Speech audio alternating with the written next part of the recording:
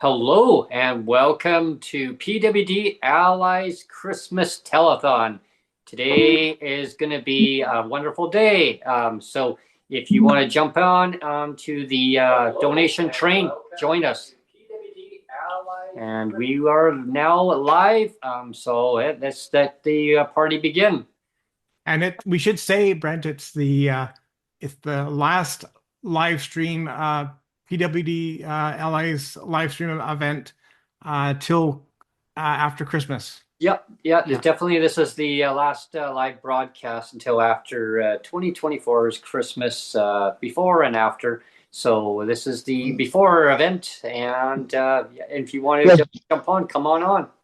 Yeah. Let's hope we're still in Canada when the next one comes. Yeah, really, right? Yeah. I want to wish everyone a very Merry Christmas and festive New Year. All the above. If you celebrate Christmas, Merry Christmas, and or otherwise season's greetings to all, and to all a wonderful day. Not a wonderful good night, wonderful day. I changed the theme a little bit. Oh, we got Peter in chat. Hello, Peter. Hi, Peter. That's good. Yeah, and anyone who has the link to today's broadcast, definitely come on. I know some people are not going to be able to stay long. Other ones are going to be coming and going throughout the today. We've got Patrick that just joined us in here as well. Hi, Patrick. Hi, Patrick. Nice to see you, everybody. Hey. Yeah. Hi, Patrick. Where's Squidward? Yeah, and Tom's on to play us a little intro song here. Let's play some carols, Tom. Festive season. I got one that I've been I heard it on a podcast from a long time ago. It's kind of fun. It's a little different, but it's like I think it was on Saturday Night Live as well.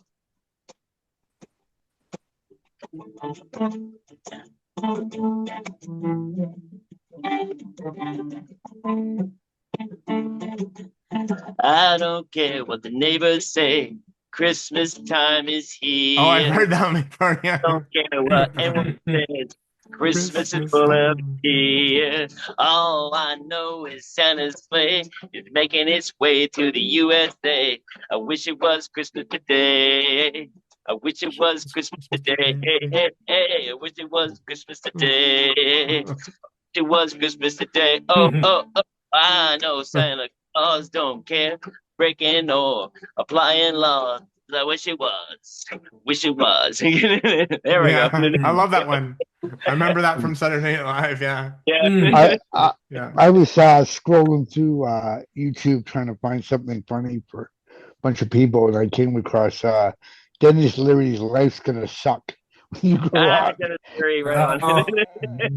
Yeah. And his classic "I'm an Asshole," which is kind of a mean song, but I still find Dennis Leary incredibly funny. He was actually, I got hooked on his show, Rescue Me, which is post 9/11. Right. Yeah. I've heard about that. Him as Tommy Gavin, and he's got he sees ghosts and stuff. Like he'll walk in a room and there's a cross hanging against the wall, and there's Jesus sitting there eating a sandwich. Wow, jeez. He has these off the wagon hallucinations. Maybe an egg salad sandwich or something like that, maybe? Yeah, who knows?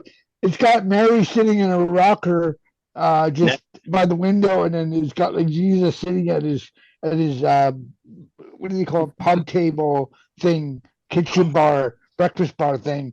And he's just like, what the hell's going on? And he'll see his cousin all the time throughout the whole show, who's one of the firefighters. It's a bizarre show, but it was. I've never watched it. I've got to. It's on. I think it's on Disney or it's on Amazon Prime, one or the other. Okay. Unfortunately, there's so many shows that aren't on Prime and Netflix that really should be. Like they finally put Christine, the horror movie about the car, on. Oh yeah, on Netflix. Oh, I love that. Oh, okay. Yeah. I really hope they don't. See, they're remaking it, and I'm cringing. You know, the problem I have with remakes is it just destroys the original. It's like they did like Point Break. They remade Point Break, with Patrick Swayze. Yeah, the Fall Guy. They turned the Fall Guy TV show into a movie. Like, Yeah. please, no, Well, please. yeah, I know. Right, or Denzel Point- Washington's what the heck's that movie? Man on Fire. No, it was The Equalizer. They tried to turn that into a movie, Oh, yeah. Yeah. and it didn't Do well. didn't do well. Yeah. I mean, I don't know. Before we Break. go, before we get too far into the stream, Brent, Down the rabbit hole. I did want to say, you know, the reason why we're here is we're basically to celebrate the successes this year of you know, your podcast number one. And I did want to say as well, for people that don't know that are on today's show, we will also be doing a end of year podcast. Yes. Similar type of thing on the 30th. It'll be the end of year thing. So that's when we can all kind of say individually what we thought we had success with individually, and what we all expect or don't expect in 2025 for people with disabilities. So it'll be another opportunity to talk about personal successes that we've had, and things that things that we expect and don't expect to see in 2025. But as far as today's show goes, I did want to kind of have today be the focus of just PWD Allies and the successes of you know, this year. And I just wanted to say, you know, personally, and I don't think I ever shared this with you, but I'm sharing with everybody now. As your producer, I've done this. This is the second year now. We've done this like legitimately for 2 years as an actual podcast. This is the year 2. Yep. And as your producer, what my goal for this year was, I thought I'm going to consider it a failure this year if I don't get monetized. If I don't get the channel monetized, that to me would be a failure for this year. Like that was my goal, was to get monetized this year. And I thought if I don't get monetized, it'll be a failure for me personally. What does that entail, Brett? You? What does that entail? Well, yeah, and this is what A lot of viewership. A lot of viewership, and like I can just throw out some numbers. Like this is how well the channel is doing this year. Like just to give you everybody like a rough idea, like you have to get at least minimum 3,000 hours of 3,000 hours a year of eyeballs, 3,000 hours of viewership to get to the first tier of get the first tier of monetization. And we've achieved that first tier of monetization. So that's one figure I can throw out. The other figure I can throw out is that we are averaging, and this is consistently every day we are averaging between 150 and 200 views on everything. 150 to 200 views per day average. Wow. Which is like that's a lot of eyeballs, right? That's a lot of eyeballs. Yeah.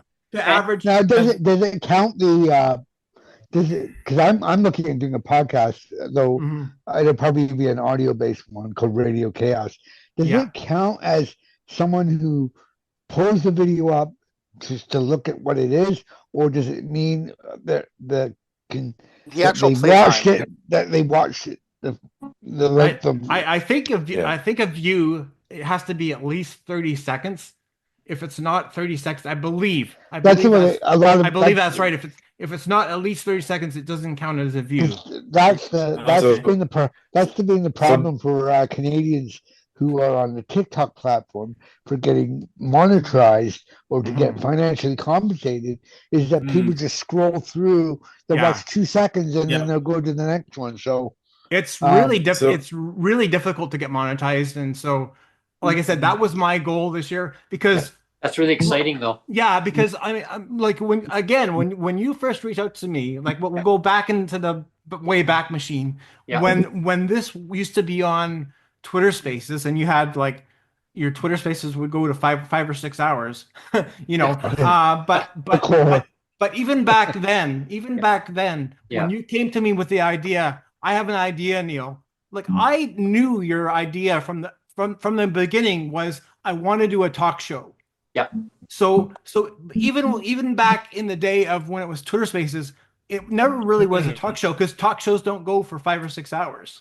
Exactly. Well, But I always kept that in my back pocket. I thought Yeah. eventually I wanted to be a talk show like you do, and I want it to be a job for you. Like Yeah.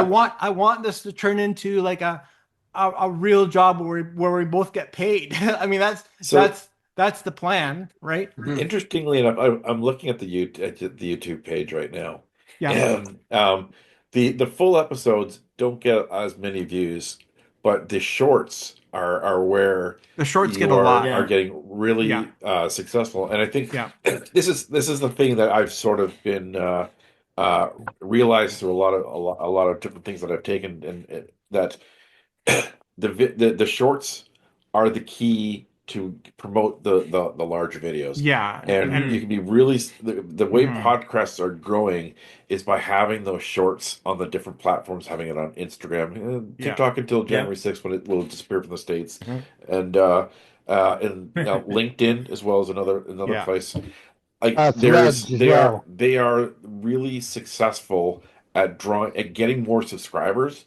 But you're out of that subscriber, out of that increased amount of views, you're going to get 5 to 10% more watching the long videos, which is Yeah. then where you actually when monetization becomes Well, and again, currently, based on the numbers that I've seen, and maybe this doesn't sound that impressive, but I would say like our hardcore viewership, if you want to call hardcore dedicated viewers, Mhm. like month over month over month, we get a consistent 350 people that returning viewers that are consistently the same.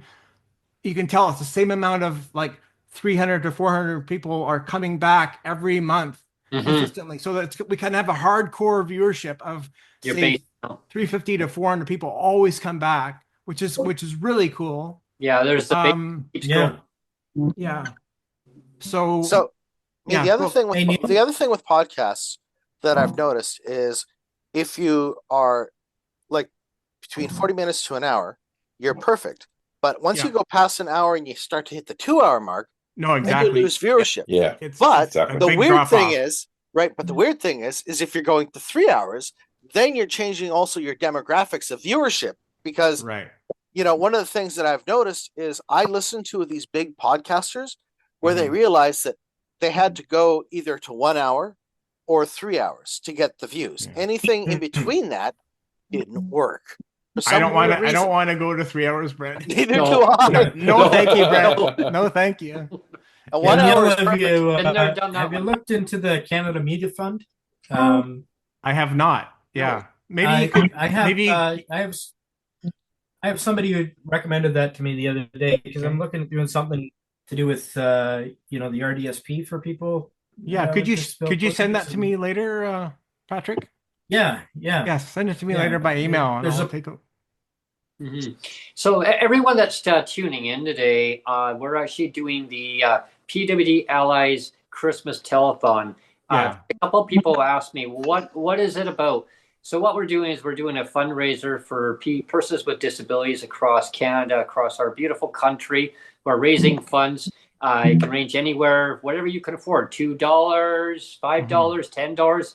I mean, you name it, 6, 7, 9, 10, 11, 12. I don't care how much, whatever you can afford. And we're going to contribute like for dollar. So we're going to match whatever. If it's a smaller amount, we'll match that. So then now it is a competition saying, hey, so we're asking for 5, you give us 10.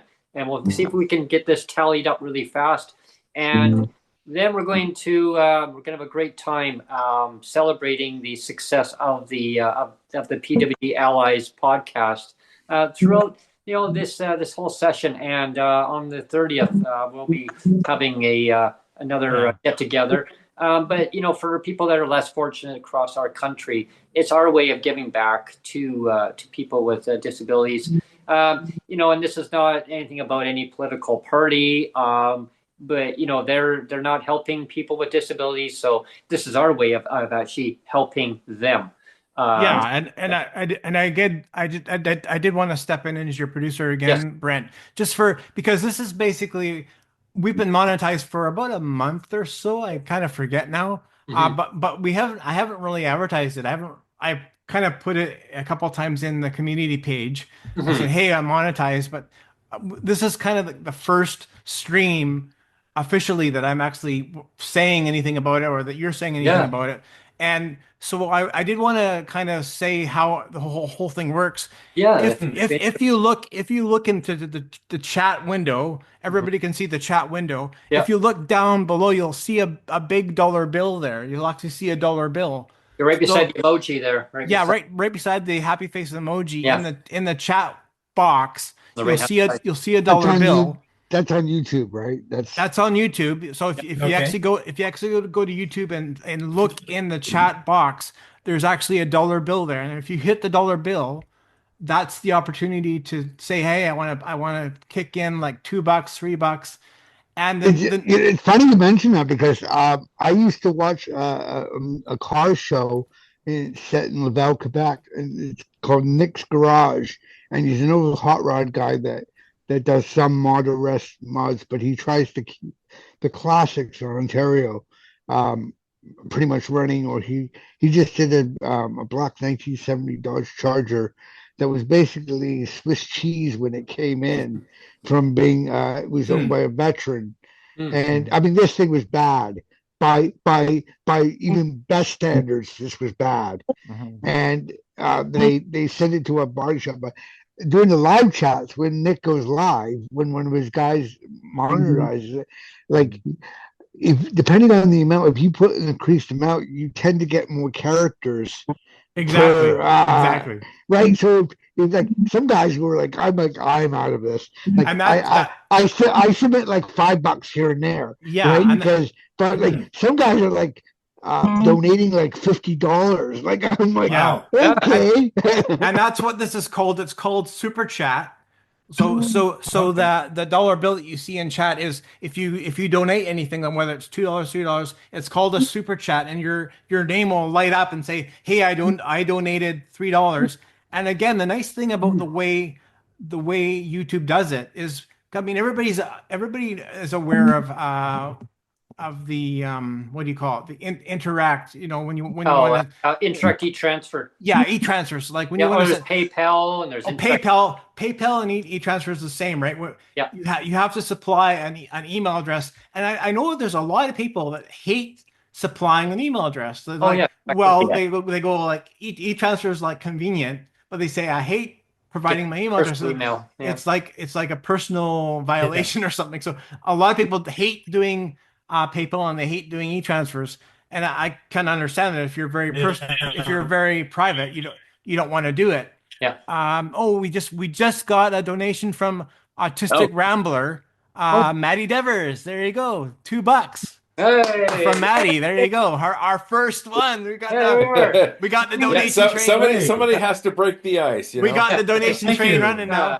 A drum roll, everyone. So there you go. Your name is in lights now, Maddie. What are we? What are we at? What are we at so far, Neil? So we're at $1.99. $1.99, We're everyone. we're at Every $1.99. match $1.99. Kid. So there you go. Yeah, And you can buy stickers. They're from yeah. 99 cents to like $3 or $4. There's a bunch of different Yeah, and ways you and can do and that. what so Yeah. what I wanted to say is the nice thing of the way that YouTube does it is it's completely anonymous. Like when Maddie just donated right now, he did not have to supply an email address. He just automatically connected through his YouTube account, Mhm. and through like if he's on a Google phone, he's got Google Pay, or if he's on a Apple phone, he's got Apple Pay, and that is correct directly tied to your YouTube account. So Wow. nobody has to know any emails. You just say I want to donate, and it's just donated, and there's no sharing of email addresses or anything. Wow. Yeah. So It gave me a choice if I wanted to publicly say that. So and I said, yeah. of course. So now you're in blue. You're in bright light blue there. Exactly. Yeah, that was just cool. So I think it's a cool. Oh, there you go, Ellen, $6.99. Merry Christmas. There you Spend go. it. Donation train. You gotta do the choo choo, Choo Brent. choo, Choo choo choo. choo. Donation train. It's getting out of the station. That's good.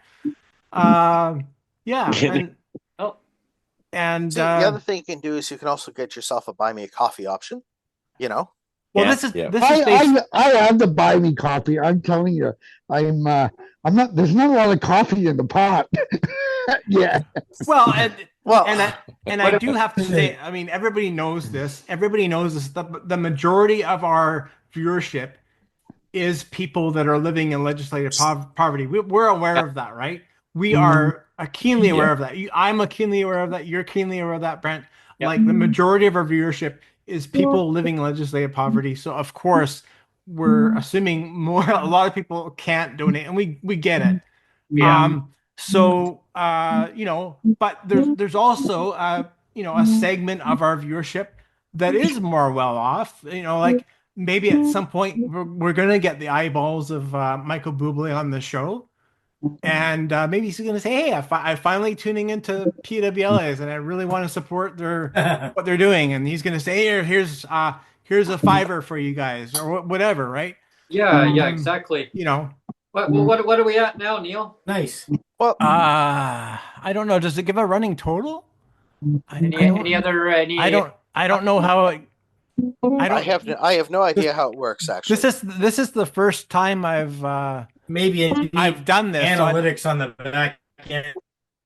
yeah, I don't think it's not giving me a running total. I can just scroll up and down.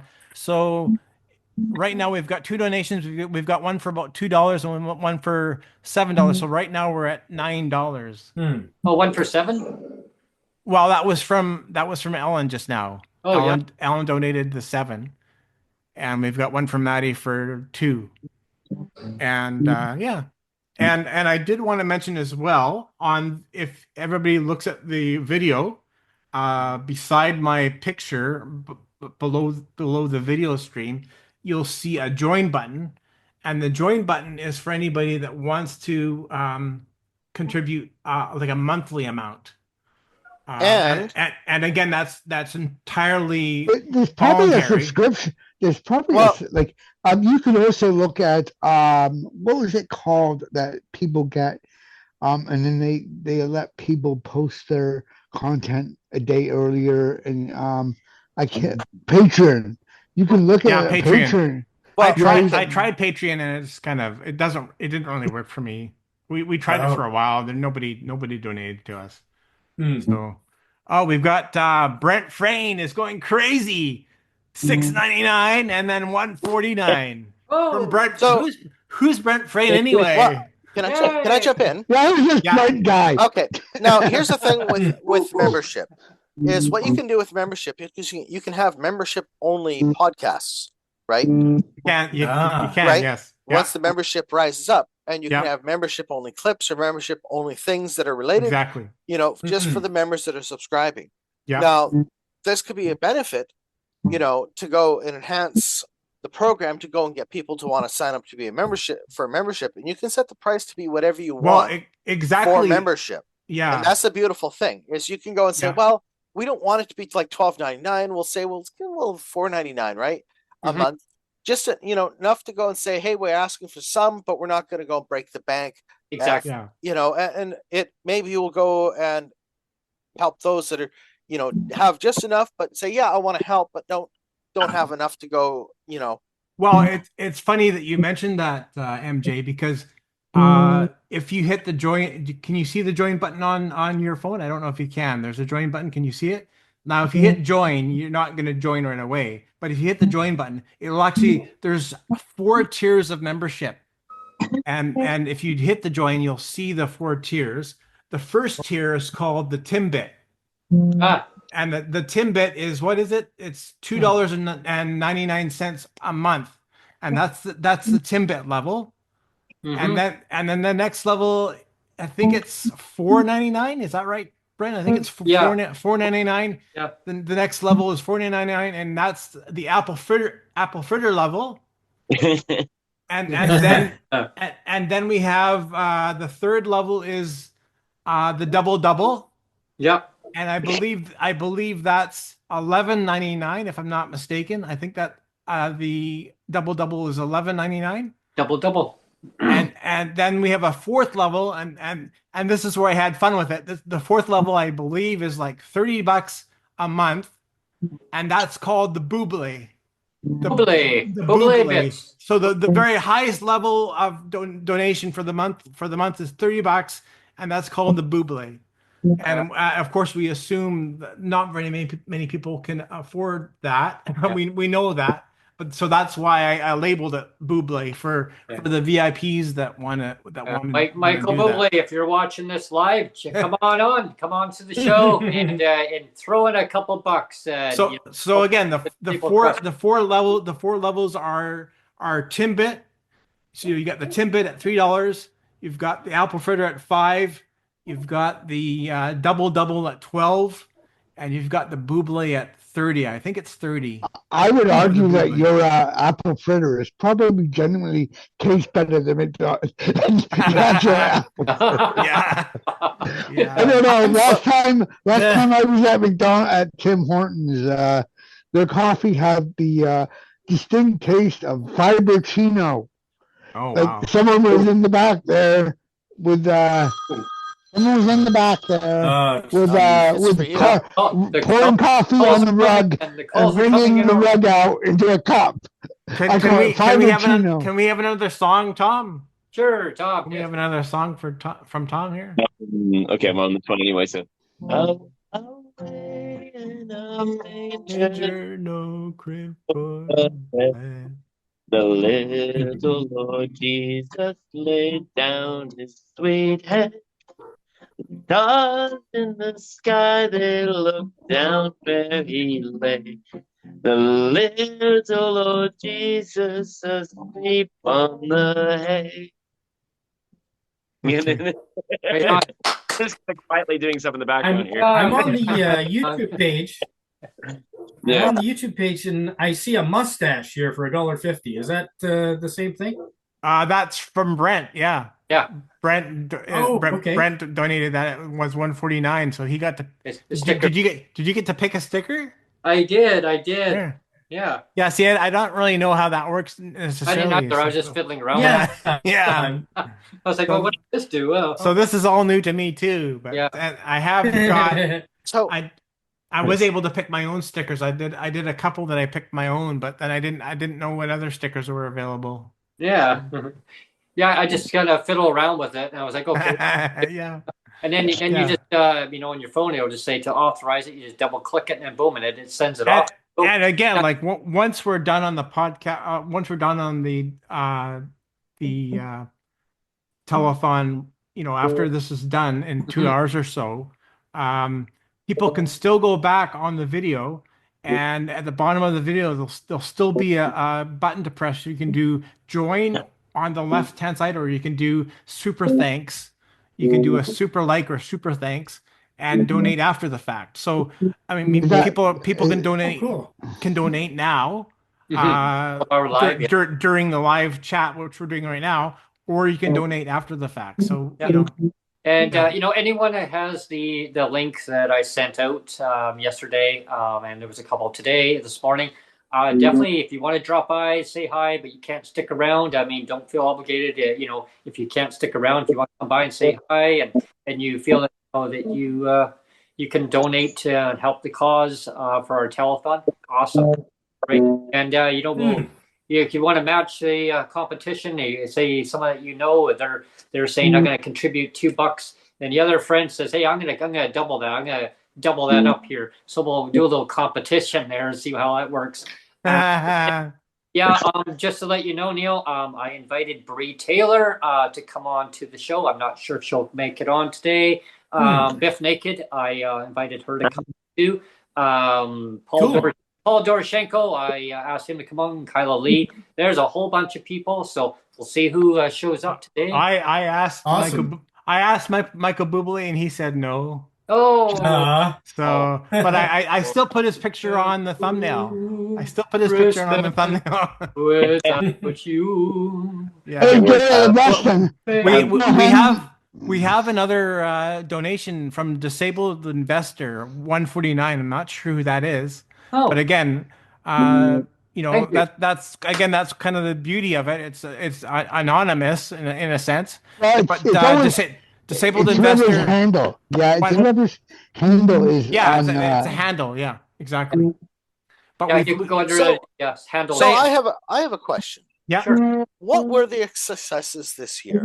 What podcast, what interview did you feel that really brought forward, highlighted Where is it? the issue with PWDs? I have one that really stood out for me personally. Okay. Neil might look at differently on it, but the or the viewers. But one interview that really stood out. It was really powerful this year, and many of them. I mean, I'd It's say hard. It's all hard of to pick, right? It's all, hard to all pick. of them were fabulous, but there was Yeah. one in particular that really stood out. That was very memorable throughout the 2024 session here, this season, was Tamara Taggart. Tamara Taggart. I Definitely. think she really hit the road running. She's a very fierce advocate, and she won't stand down. The words that stood out to me was listen, listen. Yeah. And she's a very powerful advocate. And thank you, Tamara, for that. I want to drop by to say hi. We're here. Yeah. Okay. I Did keep you- meaning okay, to ask that. I got another question. Yeah. You know, when you guys had an interview, did you have an interview when at all where you walked away from the interview and you felt like, what just happened? Where did this interview feel like it ran off the rails, or did it go off the rails? Because sometimes, we have those interviews or those conversations where you feel like the message missed the mark and the conversation missed what we were trying to convey. Yeah. Did you have any of those, or were they all substantive interviews where people got what was going on, what you were talking about? Well, personally, I think they were all very successful. I think maybe there might have been some, for me, like maybe some missed opportunities, where maybe there was a few other things I might have wanted. Sometimes you kind of wish you could have more time to ask more questions. Yeah, there were missed opportunities. That's about the only thing is like, especially when you have politicians that are very pressed for time. Yes. You kind of wish you could ask more. I wish more I was stuff. taller moment. Yeah, exactly. Yeah. I Did felt you have any politicians that didn't answer the questions? all of the above. Yeah. But like I say, I think there was missed opportunity. I'm talking about my vacuum cleaner. No. I was trying to think, like that was actually last year we had Sheila Malcolmson on, right? Yeah, that's right. And I mean, like I do give her credit for her. This was last year, not this year, but last year we had Sheila Malcolmson on, and I do give her credit for coming on because, again, she was the first sitting minister. She's the first sitting minister to ever do that. Which again, you have to give her credit for. But it was a very puff, like basically nothing burger interview. Like we didn't want to upset her. Like we didn't want to upset the apple cart. So it was just like we were just having a very basic surface level where we asked a couple key questions, and it was like thanks, goodbye, and she was on and off in like 20 minutes. Okay. So but again, did she supply the questions that you were going to ask her? She pretty well knew. She did want to know. She did want to know ahead of the time what the questions were going to be. Had a cool. pre-scripted questions that she knew what we were going to ask. Which is what I hate doing that. I don't like giving or feeding the questions to our we basically never do that. I think the only time we've ever done that is with Sheila actually. That her handler reached out specifically and said, like, I need to know what you guys are asking her, because he was he was very protective, like very So protective. what do they call those softball questions? Yeah. Yes. Yeah. Well, you Yeah. see, the thing is, I mean, I can understand politicians always wanting to go and know what's going to be asked of them ahead of time because, you know, you have to understand that they're dealing with a certain perception and they don't want to come off looking like an idiot. And Mhm. that's the last thing that they want. So they want to be able to say, okay, well, you're going to ask these questions. Then I know that I'm going to be answering them this way and so on and so forth, or I'm going to provide this information. I And get it. they've also signed certain documents as ministers as well that are non-disclosure type agreements that as a minister on the hook for. I mean, as much as we like to get the unburdened the unburdened truth, there's some workarounds. I mean, if you ever Well, watch a politician like in question period, there are certain questions where they just glaze right over it because that's in their paperwork in their contract. Another guest that I had on this year, and I've had on like several times, major several times throughout the history of PWD Allies podcast, has been Cheryl Hardcastle. She's amazing. She She is really a is. totally amazing lady. Completely amazing. Yeah. We just give her the runway and we just let her go. And she does cut and dry. She just says she's almost like a wind up. You can just wind her up and she just like goes. Yeah. And you know, energize buddy. It's like you're the director. You're like the director of Clint Eastwood. All right, let's just see it's what almost you like do. Ellen. It's almost like I know what she's going to say next, you know. And it's just I just sit back and I think, okay, she's already answered my question. We just let her talk, right? Okay. Like we know she knows what she's going to talk about. We just let her talk, and she's great. There's a couple of prominent members of Parliament that we've had on too. Benita Zarello. She's fabulous.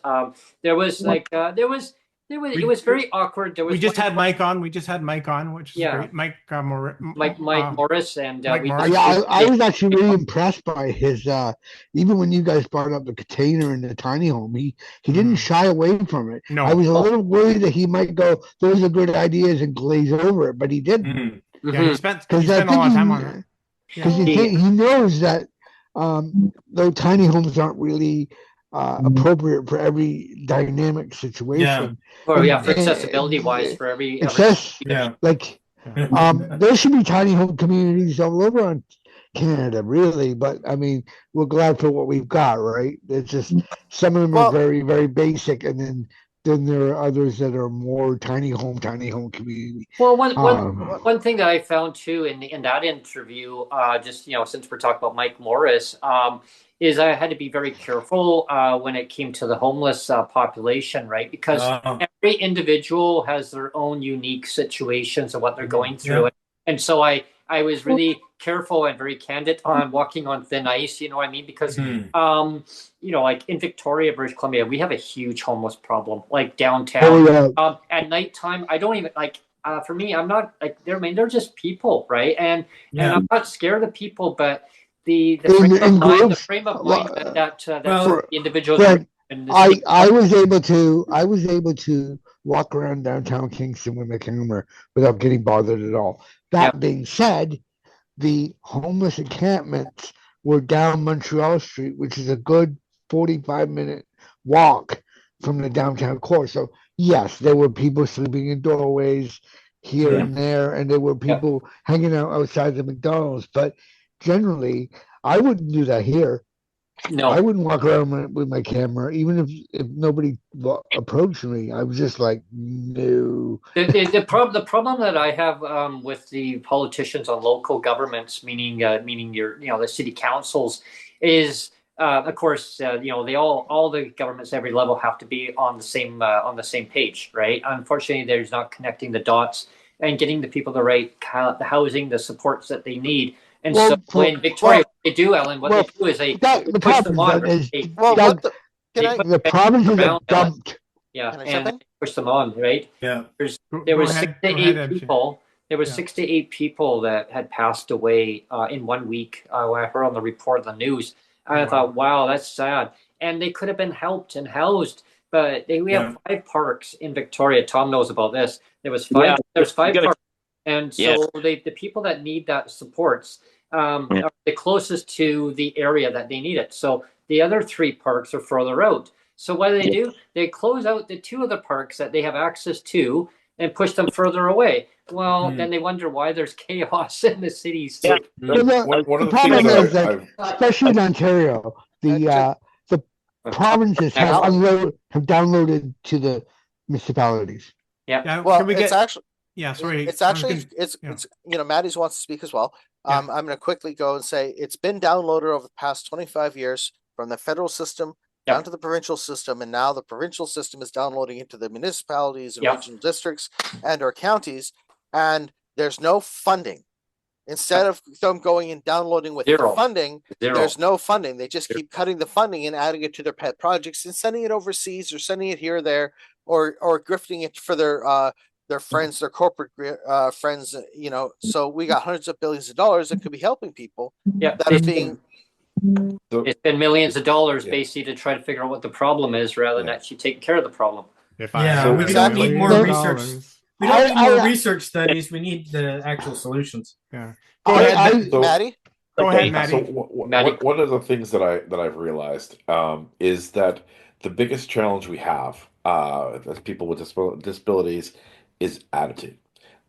There is it's that attitude barrier that we really need to break, because there may be an intellectual understanding and agreement amongst politicians and amongst the general population that we need to fix accessibility. We need to support people with disabilities much better until it gets time for them to make a decision about it.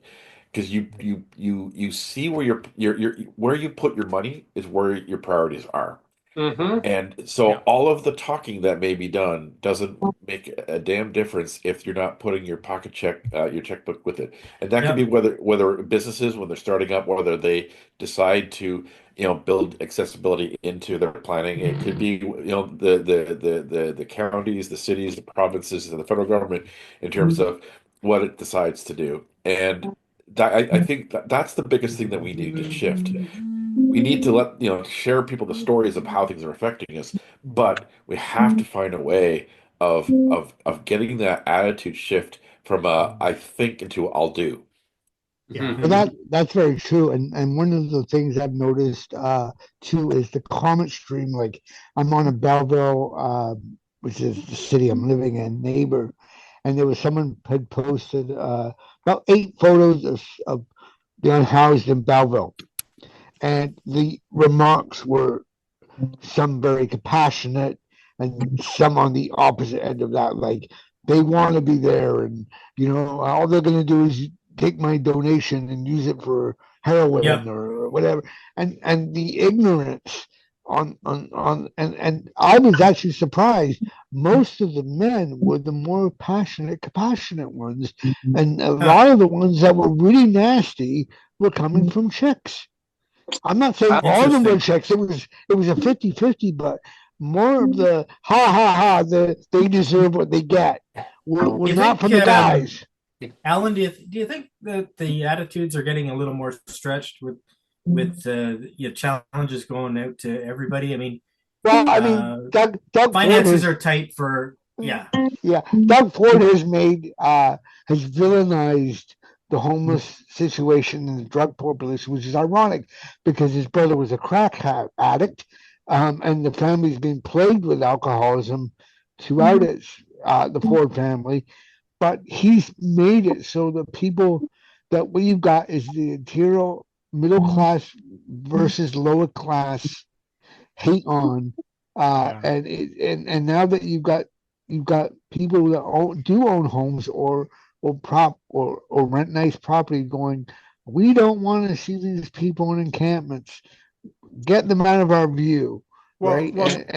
And he's by the idea of fining, like, how is someone who's a house going to come up with pay a $5,000 fine? No, they're going to go to jail, and then they're not going to get into co-op housing, which he's done. He's done a what do you call a no slap by doing this. When we're talking about attitudes, nobody asked me what my favorite episode of the year was, and Uh, I've got maybe two. by the way, What The are f- your favorite the the episodes, Neil? the first one is when we had Michael Prince on with Neil Belanger, because I went after Neil Belanger basically all last year too. Remember, like I was like I wanted him on so much. He's the he's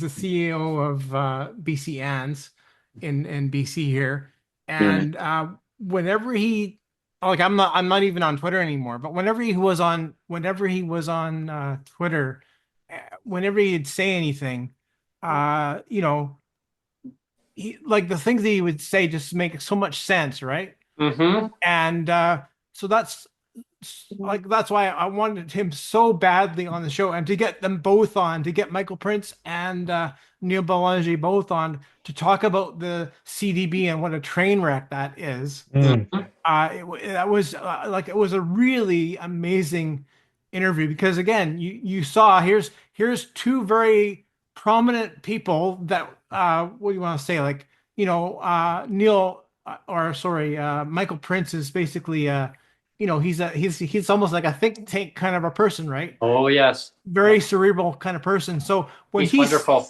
when he's saying like Actually, this whole thing sucks, yeah. when they're both saying like yeah, they can't believe how badly the CDB was botched. I mean, you have to stand up and or like sit back and listen to these two. I mean, it's like, and amazing. for him to walk away from that organization and just throw his hands up in the air and go, "I Yeah, can't believe it." That yeah, when most ministers would go, "Well, this sucks," but the train keeps going. Mike was like, "I'm out of here." yeah, Well, the one part that really stood out to me was the gut. They used the word gut punch. gut punch. Yeah, I thought, wow, gut like punch. powerful words, and that right to the government saying, like, look what you did. You didn't Yeah. listen to their top advisors who were direct connection with them and saying, like, don't do it this way, do it this way. Oh, Yeah. okay, and they agreed. That's the part Yeah. why they were so frustrated that they agreed. And what did they do? The government did a complete 360. I mean, if they could 360 that over twice or three times, they did the most least amount they could do for the CDB. Now, I mean, it was already bad enough when they said $1 billion each year over 6 years. Now, the recent the full economic statement that came out that they tabled, but they didn't have no debate on it. They didn't even write a little note in there saying let the other parties debate on it. Nope, the government deliberately put it in there so they couldn't debate on it. They tabled it, the minister walked out of the House of Commons, literally. And what they found out with the CDB in there, it's now down to $750 million. So instead of It $1 keeps billion, getting which lower.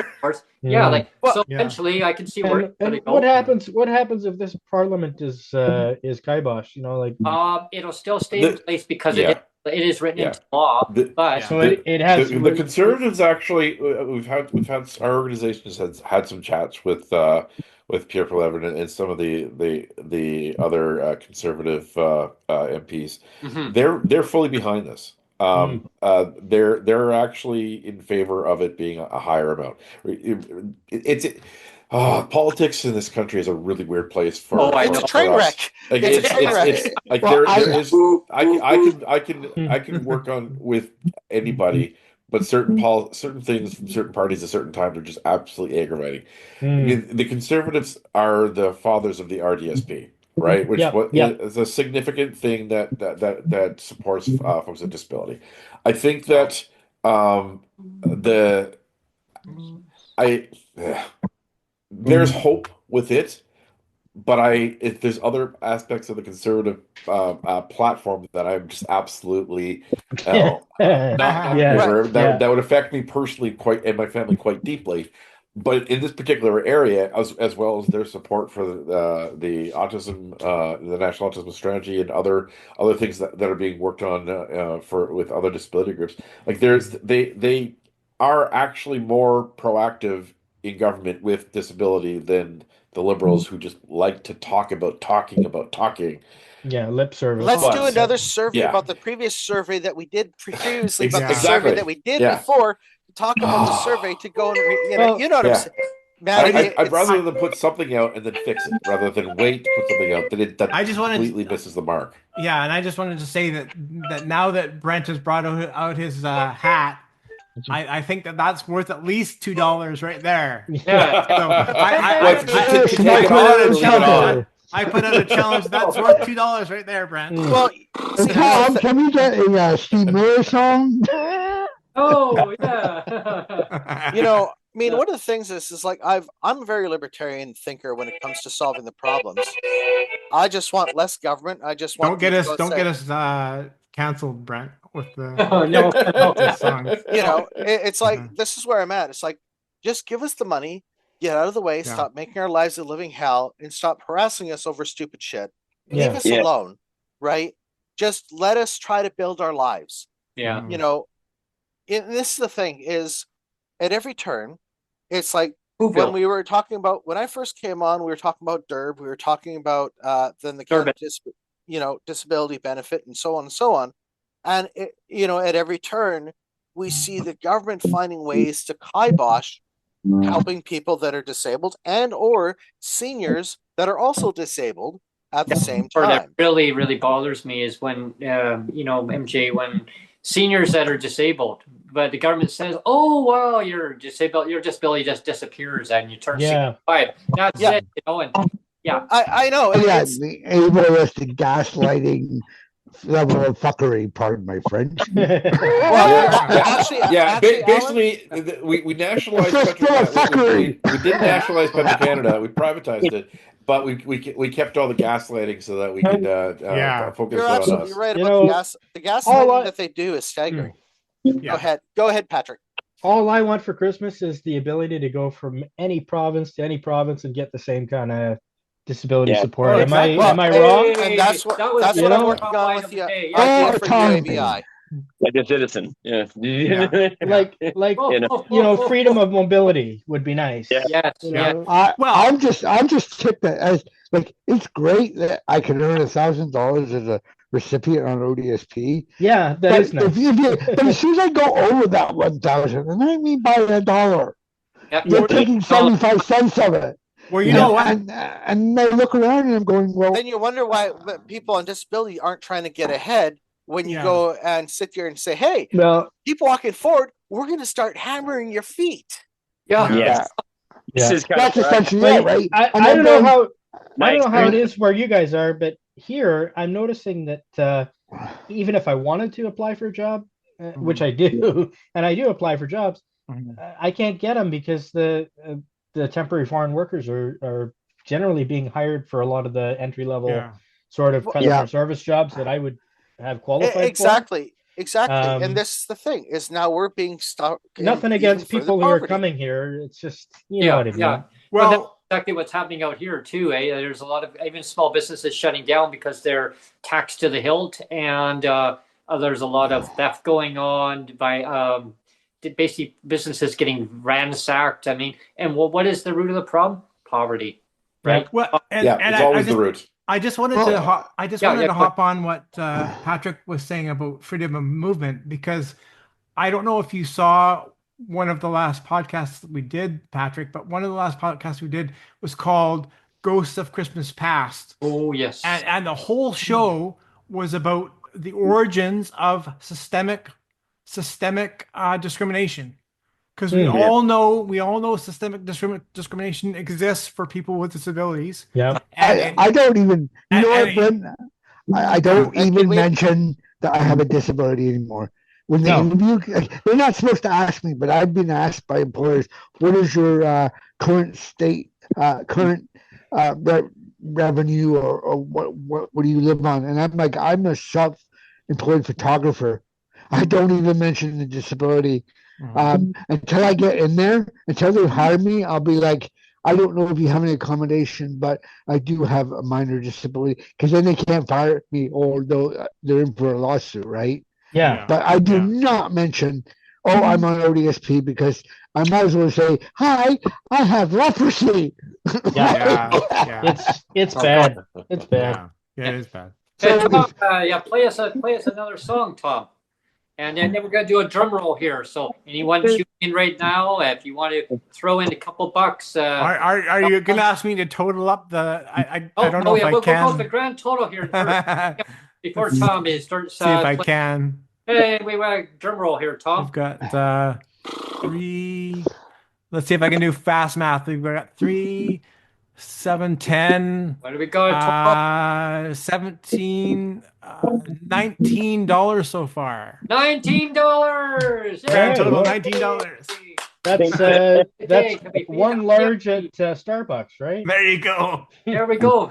Sorry. No, I don't speak Starbuckese. Is that that's a bagel with no cream cheese. Isn't it Vente? Isn't it Vente? Is the is that Vente what is they the call size, it? right? Did you know that all 3 sizes that you go and get coffee at Starbucks all fill the exact same amount of coffee?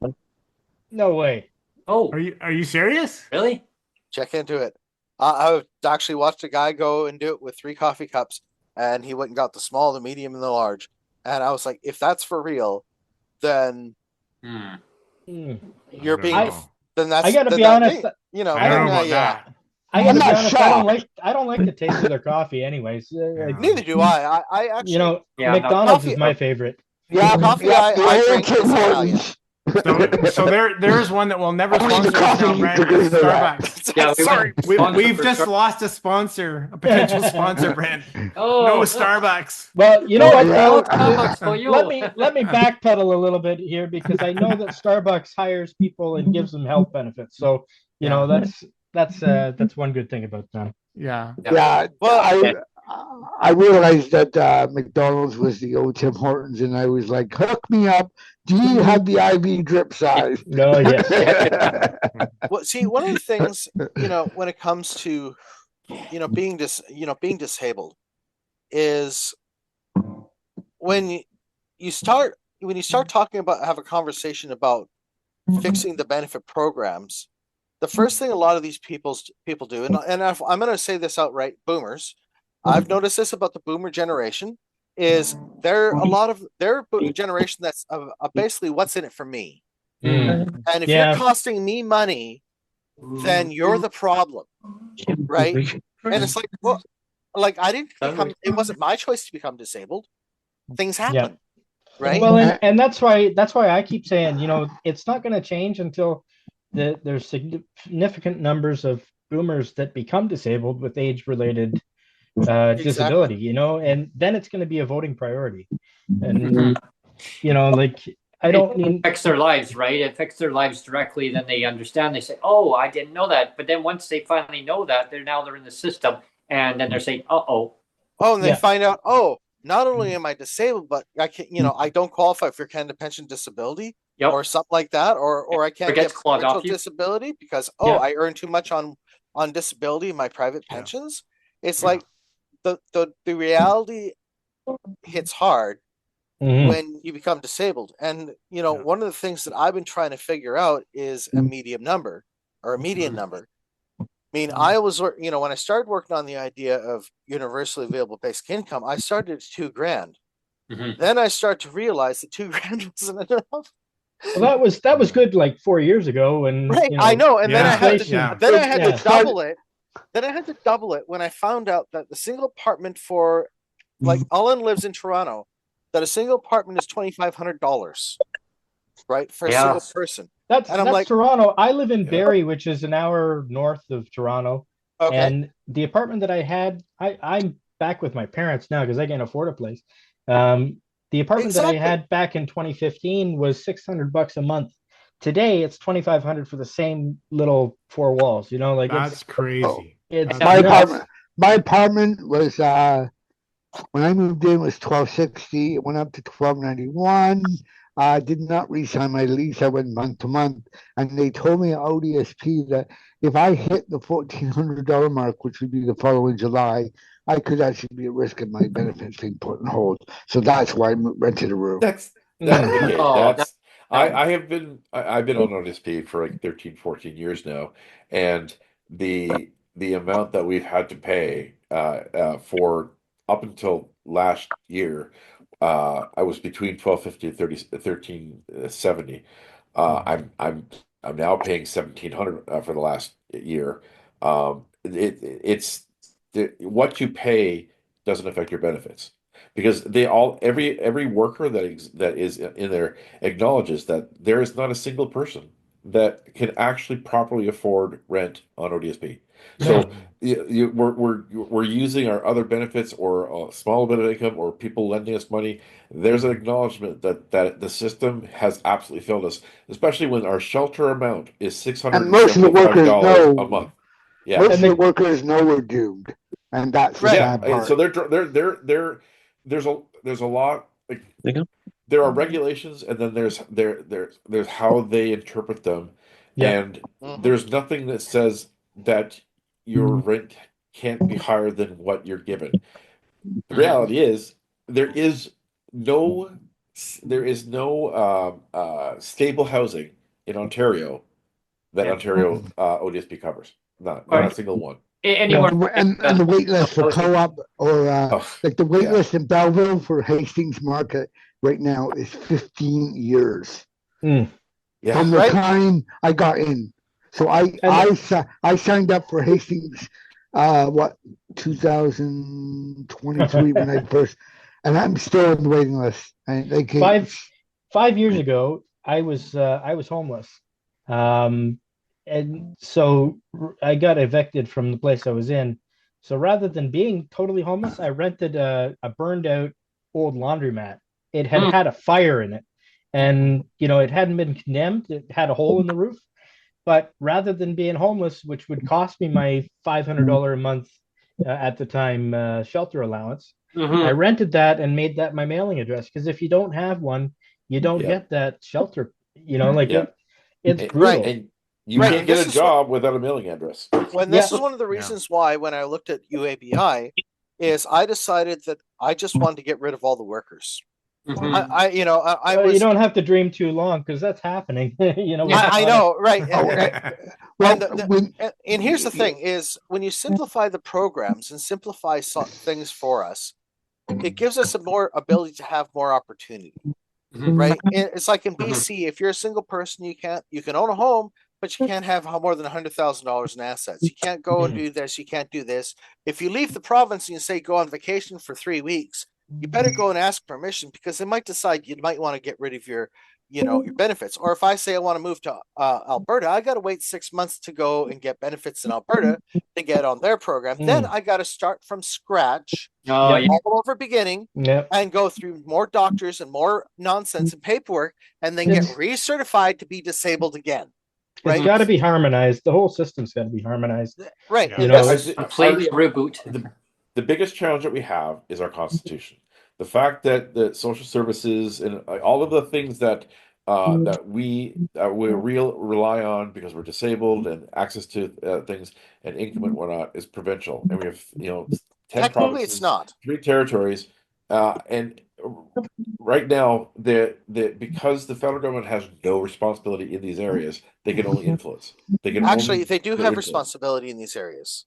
But they don't. Constitutionally, they don't. And this is one of the reasons why the provinces say, give us money, but don't tell us how to do it yeah, because they don't yeah. have to. It's the Yeah, same thing with the yeah. Health Act. The Health Act is something that created a regime that for these particular things, the federal government will offer money if provinces must do these particular things to all people. Outside of those things, there's no like see the physio and massage and all those other things that may be funded by provinces here or there. They're not required to be.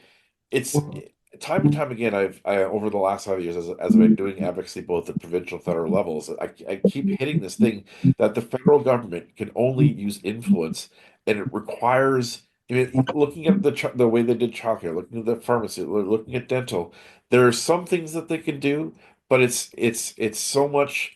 Like if we ever had the opportunity to revisit the constitutional responsibilities, I really would hope that we could move some things up to the federal level that at least could provide the framework to fund the We provinces to do those things, well, so actually that we we had the ability to go from province to province to province well, and what have the we same we system can with the actually, federals.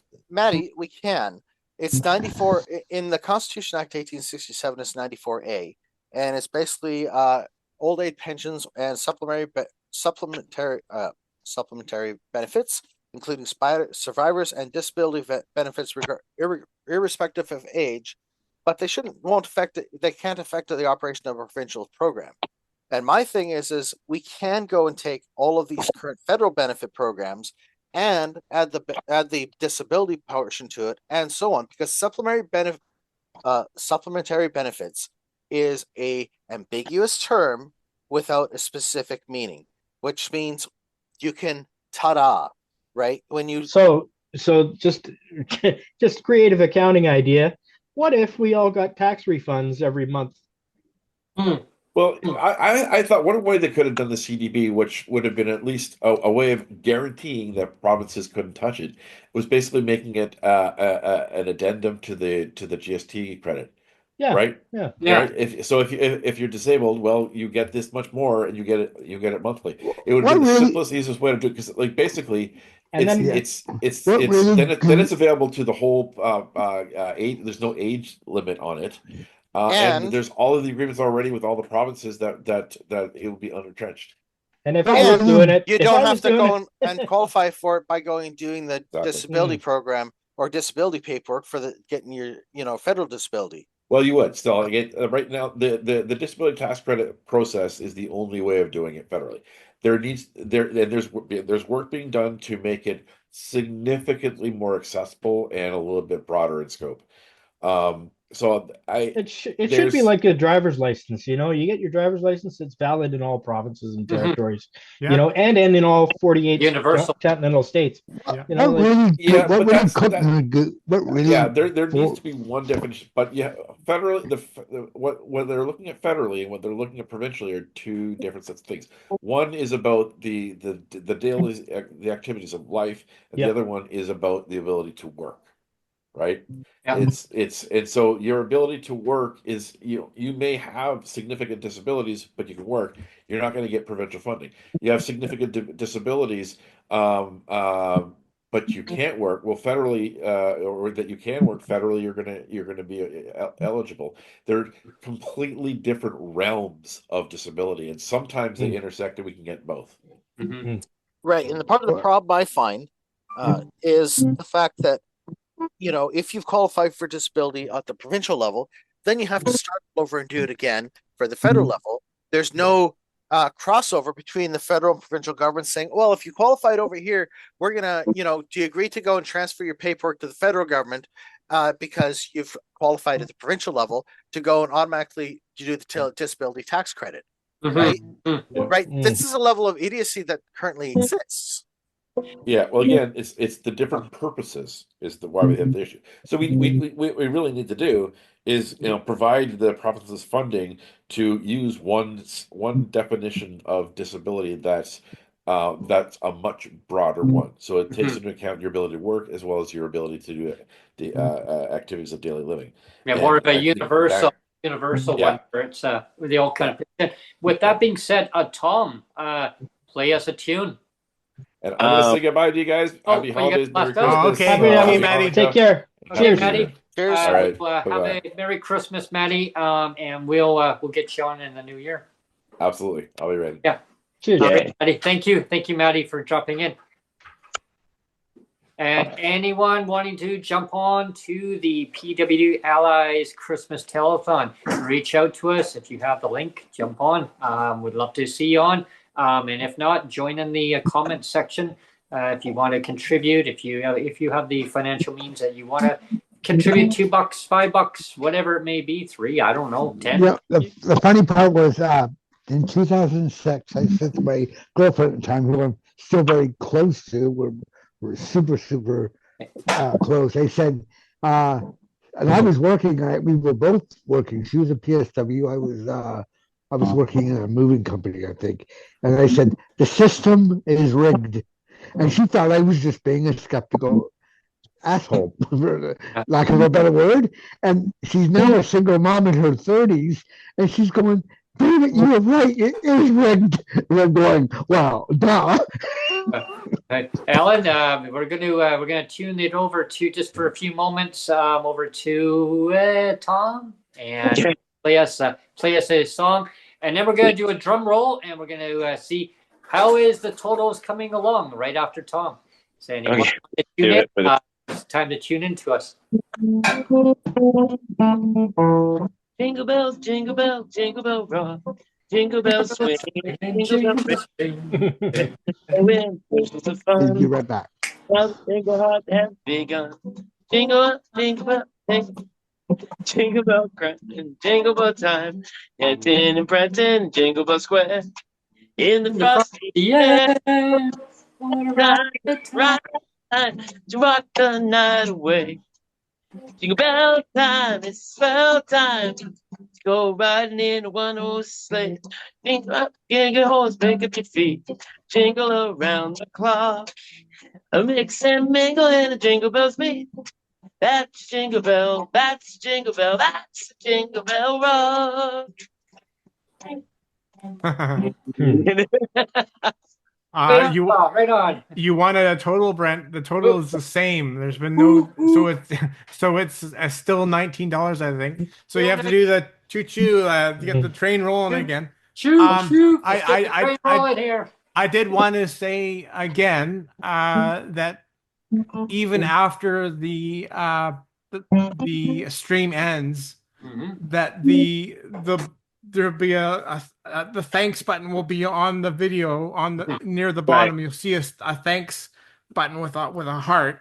If you click that heart button with the $sign, that's when you can donate after the fact. So when this video is just a video and not a live stream anymore, people can go back and watch it and still click that heart with the $sign and still donate something, or you can still click the join and pick one of the tiers, the membership tiers. Like I said, we have the Timbit tier of $3. We have the apple fritter tier of $5 a month. We have the what did I say? The double tier of $12, and we have the Buble tier of $30 a month. So all of those options will be still available after this video just turns into a video and it's no longer a live stream. Those are monthly sponsorships? That's what I'm talking about. The monthly sponsorships are the memberships. So those are the first membership tier is the $3 Timbit level. So anybody that wants to do a $3 up per month membership. Yeah, and if you can't that's afford the Timbit level. a lot of dollars to donate, every little bit helps. I mean, it all adds up. I mean, if you think of $5 times 500 people, that's a lot of money, right? That's a lot of money. That's a lot. That would really help with the channel, of course. It would help with the channel. What's your cost behind money for PWD? Well, behind the scenes, Neil, you got to pay for software and stuff, right? Well, exactly. Like my bare minimum costs every year is almost $600. That's a lot coming out of somebody who's. It is. I mean, especially because I'm just like everybody else. I'm not making I'm just like everybody else. I'm on disability support too. So it's a significant chunk of change. Yes. But if you spread that across, $2 for every, like say $2 for 300 people or whatever it is, then you've suddenly paid for all the software. So yeah, it's worth doing. Yeah. When it comes to solving these problems, it just amazes me that at the beginning of the year we were talking about Canada disability being X amount, then they've whittled it down to the point of where it's like, what's the point, right? Now you've whittled the amounts down to like, what's the point of even going forward with the program? $2, you could get this right here. Elf on the Shelf. That's your twin, Brent. That looks like your twin. See, is it right there? Your mini me twin. Just a little mini me right here. Well, you need one. You need to go and get the off-season color with a unicorn hat. Oh yeah, that's true. Here we are. Yeah. Now, unicorns for everyone. Yeah. I mean, this is the thing, man. It's like, why? Why is it always so? Why can't the government just say, yeah, we're going to solve this problem. It's So always got to turn to you- something. It's got to turn to something bigger than it ever has to be. They make it to big football game, right? And it's like, oh, ball is in your court. Oh, no, we don't want to deal with it. It's in your court. And then What's a hot potato? says, well, when we get in the power, we're going to fix it. They get in and go, actually, you know what? They made it worse than I thought. So yeah, there's more to do. Or the fiscal situation allows. Right. And wow. Right, Brent. And this is why I decided with my idea is it's going to be a new program from scratch. And this is going to be an opt-in, opt-out program. You opt in over here, you opt out over there. Have a nice day. Because here's the thing is if you're getting $4,000 federally, irregardless, you stop qualifying for the provincial disability program. Right. And that's just the way it is. And I know it sounds $4,000 sounds like a lot, but the way they've made things expensive, they've increased immigration to make it so there's a scarcity of housing. They've brought in temporary foreign workers to bring in scarcity of jobs. So people that are, partially disabled can't find a job that they can do, right? Because it's taken up by a temporary foreign worker. I mean, these are, things that, that they're doing that are making our lives hard. And it's not just us, it's senior citizens, it's other people that are just, moving out of their home, trying to start their life. It's like you're putting a red light on Canada from people succeeding. And that's really a sad state of affairs that our government is actually doing, unfortunately. You know what? I was watching a video the other day. Actually, it was just this morning. It was about some of the tax changes that are coming in for next year, and they were talking about what the maximum EI benefit is now. It's $695 a week. Ooh, Wow. That's pretty bad when you think about it. I mean, you work all your life and you get laid off or whatever. You get 26 weeks of basically not much better than we're doing. No, I know. Well, actually, they're getting twice as much as most of us on disability. But then the provincial government, what they do is they say, "Oh, you're getting that. We're going to." But it's taxable. It is taxable. Yes. Off you, and it's like, well, what the heck? Yeah. Oh, it's terrible. And it's like CPP. You pay into it, and they say, "Oh, there's the job," and then you pay into it all your life, and then they come on, and they go, "Actually, you know what? Oh, they're off you now." You know what? I think what boils my blood is they could have all the red tape they did with the Canadian disability benefit and all this. They could have just taken a cup of coffee. I'll be right back. They could have taken the core of the Canadian disability, the federal one, and beefed it up and made everybody eligible that was in the provinces, and called it $2,500 a month with benefits until. Just call it a day. Yeah. Just call it a day, and we wouldn't have had, and it would have saved billions of dollars in paperwork because the disability pension was already in place. All they had to do was beef it up, add some meat to the dinner, and pile on the veggies and call it a day. Well, this is why if they did that, they could yoink the funding from the provinces and say, that's right. They you're had not looking after the people. This is what I'm doing with the idea with UABI is it's a kitchen sink program, right? We're going after the provincial benefits.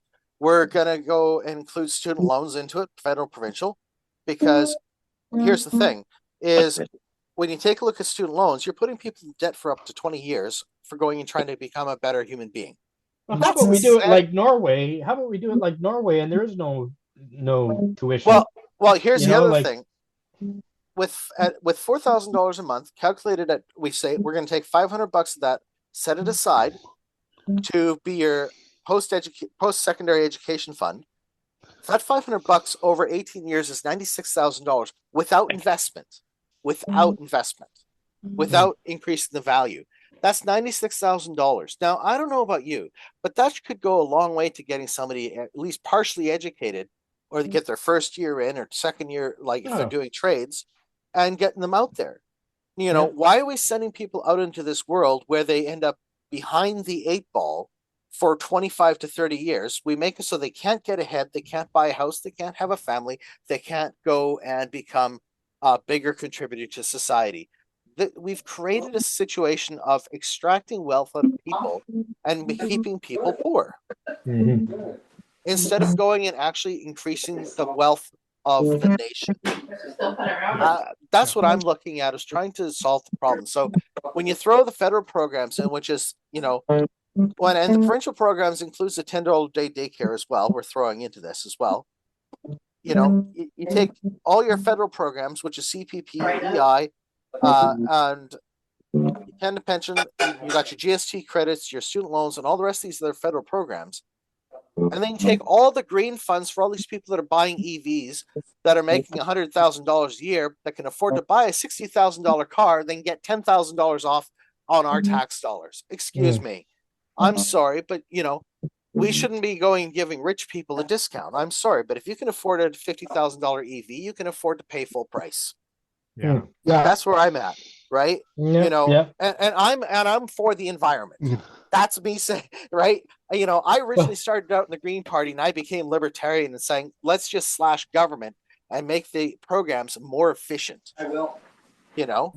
Let's simplify it. Simplify the tax code, simplify this, simplify that.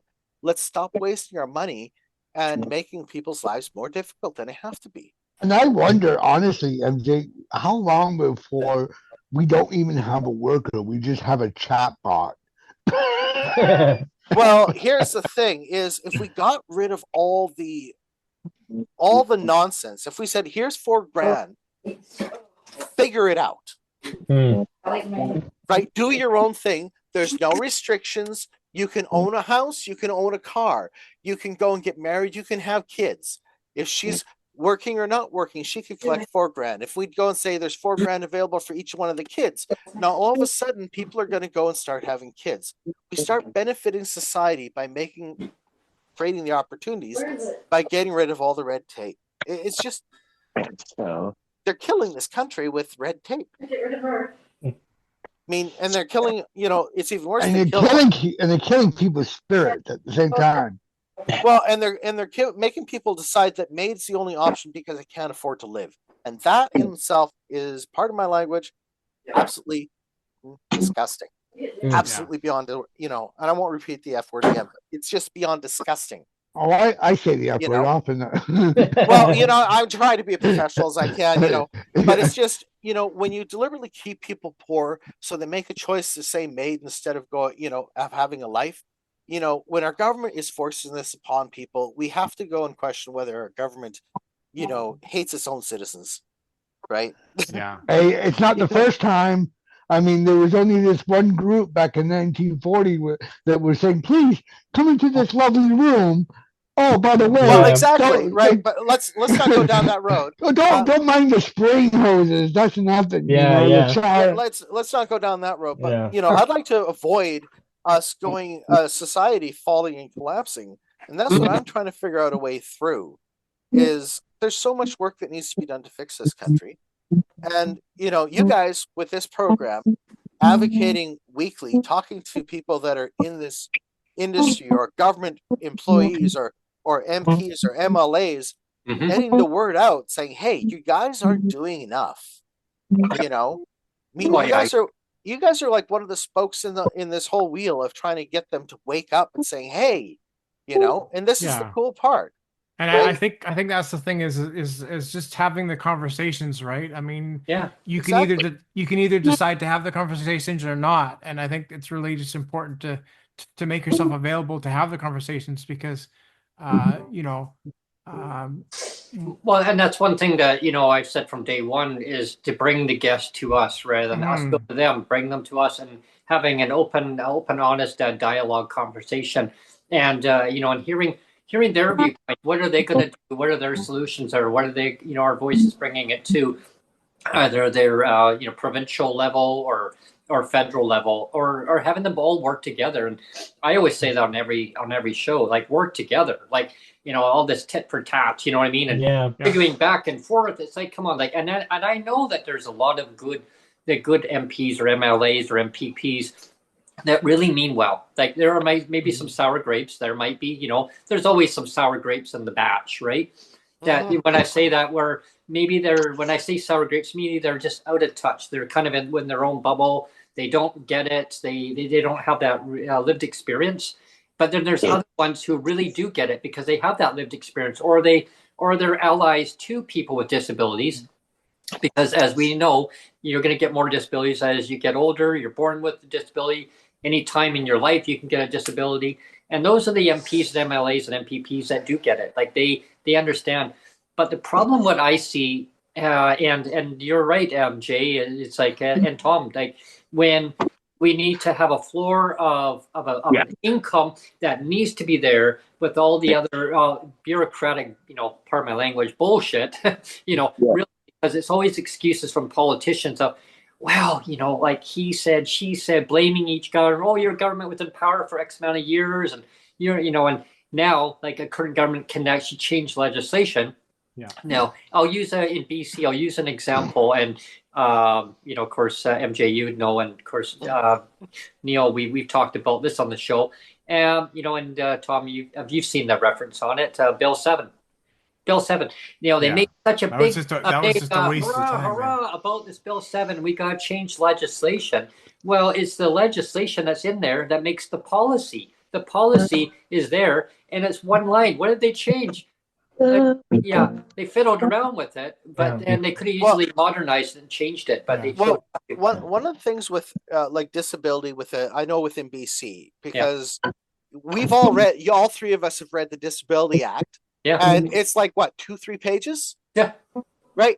The Disability Act for BC for receiving disabilities, 2 to 3 pages, and basically everything is operated through regulation. Yeah. So what that means is at any given time, they can change the regulations and say, we're going to get rid of the housing portion. We don't need to go and create more nonsense. We're just going to go and just change the regulations. So when they tell us, oh, it's all complex. No, it's not. You're full of, you're full of shit. You're lying to us. We know you're lying because we've actually read this stuff and realized that it's all done in regulation, which means the minister can sit down on Thursday morning and say, I'm changing the regulation to get rid of the housing portion. It's going to be included in the standard portion. Therefore, the housing portion section will be eventually deleted. It'll just be marked as 0, and the entire portion will be put into the full portion. Simple as that. It's not rocket science. It's not nonsense. They make this out to be more than it is, and they lie to us. Well, you know that's what? the problem. Yeah, and they wasted so many people's time with the whole HUMA meetings, and they wasted people's energy with the whole we're getting things done, to the point where we're all like, and I'm talking more Carla Quattro time era, and we're all sitting there going, when it comes out, it's going to actually be awesome for the first time. And then we're like, hello? What was that? Well, exactly. You know what they did? In marketing, we call it selling the sizzle, but they didn't have any steak to go with it. It was all sizzle, Well, they had the steak. They had the steak. They were just planning to give it to other people, like AI. Well, it's only actually, we instead of they said, oh, we're going to give you a 6-ounce steak, we got a 3-ounce steak. Yeah, that's really what we got. I would call it a slider. Or how about those meetings where they had a blank piece of paper with a pen there, quarter pounder, like you're writing something. Without cheese. A quarter pounder. That'd be an upgrade. Yeah. I remember where was it?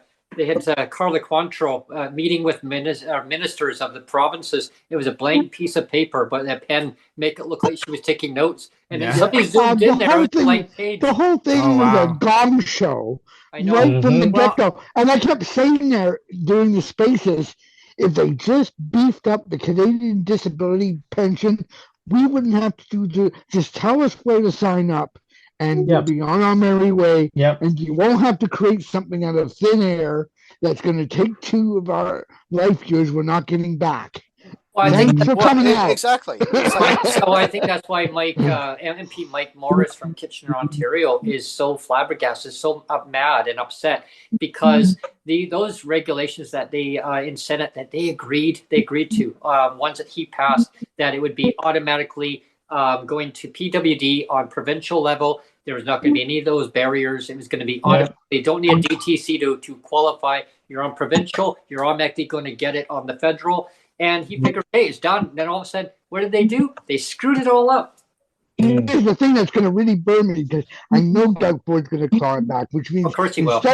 instead of me earning $1,000, I'll only be able to earn $800 before he claws back, because he'll consider the $200 if I get it. Well, that's why I'd like to see it, just federalized and taken away from the provinces, the equivalent funding. Well, Patrick, that's what I'm looking at as well, is, because I've read the Constitution Acts cover to cover, and I'm like, okay, well, like I was saying earlier about the supplementary benefits, well, what does that mean? If it's not explained in law, well, even if it is explained in law, you can actually just change the meaning. The law can be changed. The law can be changed. Yeah. Right. And this is why I was like, okay, let's start with a new program from scratch and just go with this. And then, well, it's like, you know what I'm thinking?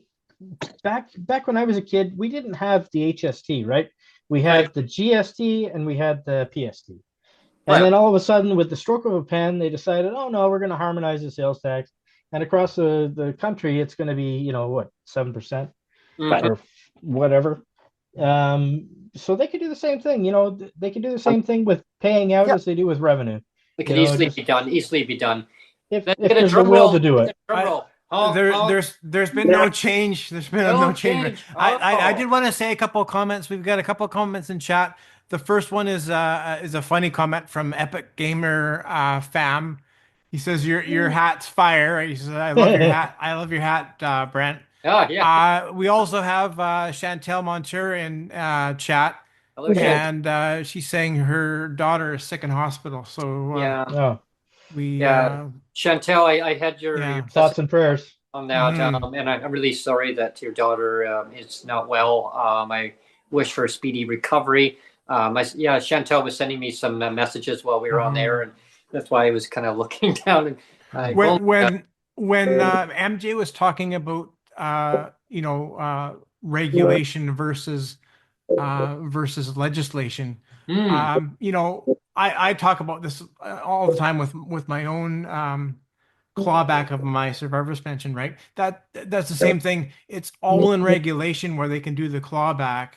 And I know you feel the same way, Brenton. Probably everybody on this podcast here is like, I have, the reason I fought for this for 12 years is if I only thought it was about me, I would have given up like in the first year. I would have given this whole thing up in the first year. But because it's more than just me, I know that like thousands of people are affected. Like I take it upon myself as it's my own corporate responsibility as a human being. I know I can make a difference. I know that I'm in a position where I can do something about this. And so I've been fighting for 12 years because I know like not everybody has the staying power to fight for 12 years. Like there's not many people that can do that, but I have the staying power to fight for 12 years. And I know you have the staying power to fight for 12 years. Like, and probably everybody on this podcast has staying power to fight for 12 years and onward. Right. And that's why we're here. We're fighting because we know like not everybody can fight. Not everybody can fight. I'm going to share a little quote. Any of us can get really sick on a whim, whether it be COVID or a flu, or if we have an immune compromised, the pneumonia will knock a disabled person with any kind of an immune system issue. A cold will knock someone out for 2 weeks, but a pneumonia can put you in the hospital. So we're in a constant flight mode, just to stay ahead of the head cold. I'm gonna share a little quote from our late BC Premier John Horgan, who I got to know before he became Premier way back. And during advocacy in the early stage of my advocacy, there was advocacy many years before then. But how I got to know John Horgan as the former BC Premier was back during our bus pass fiasco, when the BC Liberal Party, when they were a party in BC, they had taken away disabled bus passes, and we know the charade that happened there was they choose between having a bus pass or having a subsidy amount that you could pay for taxi, or you could go and buy bread or milk or whatever you want to use that money for, but then you go without your transportation. So I got to talking myself and Sonia. We had a meeting with John, and I look back at some notes actually that I was just going across them just the other day. I'm like, oh wow, that was my conversation I had with him, and he was so excited. He's looking forward to seeing you both, and when you get to the legislature, let me know when you're here. And is John. He was always known as John from Langford, and that's how John wanted to refer himself as. But he taught me a lot. John and I had a lot of conversations privately, which I never really disclosed to the public. Because it was confidential between him and me. Nothing secretive, but it was stuff that he told me regarding social media, and I always kept it in the back of my mind. But going forward, and just standing up for what I believed in, standing up for. He said, you're going to come across trolls in your life. You're going to come across people that are not going to agree with you, Brent. And it comes with any kind of entitlement if you're, like advocacy wise. If you're a political leader, you're going to take bows and arrows. He says, trust me, you will. And I've taken my fair share, not as many as John did, but he told me to always stand up for what I believe in, stand up for your advocacy. Don't stand down, stand up for what you believe in, keep pushing forward. Believe in yourself, he said. And that key word was believe in yourself and what you're doing for yourself and your community and your province and the country. And he says, he says, I'm proud of all of you that have come together as advocates on every level. He said, for what everybody has their meaning in life of coming together in different ways, because at the end of the day, we all want to achieve the same thing as happiness, one way or another. And I always believed in that. But the one line that always stood out to me was, we were at a convention, and this is kind of funny. We're in a convention, and it was during Sheila Malcolmson's by-election in Nanaimo. And so we were having, there's all the media around. I think I told the story already, but Sonia had a glass of wine there, and she had to go and use the ladies' room. I'm standing here talking to John, and John goes, there's somebody that needs to speak with me, Brent. Can you just give me maybe like 5 minutes? I go, sure. Well, I'm standing here with a glass of beer. John was standing with a glass of beer in front of me. Sonia passes me a glass of wine. I'm going, okay, hang on. So I got 3 glasses. What am I going to do here? Put one on the table in front of one of the reporters. His wife was there. So I put it there, and she said, well, just leave it. She said, Brent, just leave it here in front of me. I said, yeah, you're going to drink it on Sonia. Then we're going to have all hell's going to break loose. Well, I guess we'll have to go and buy her another one. So meanwhile, John says, here, hold my beer. Hold my beer.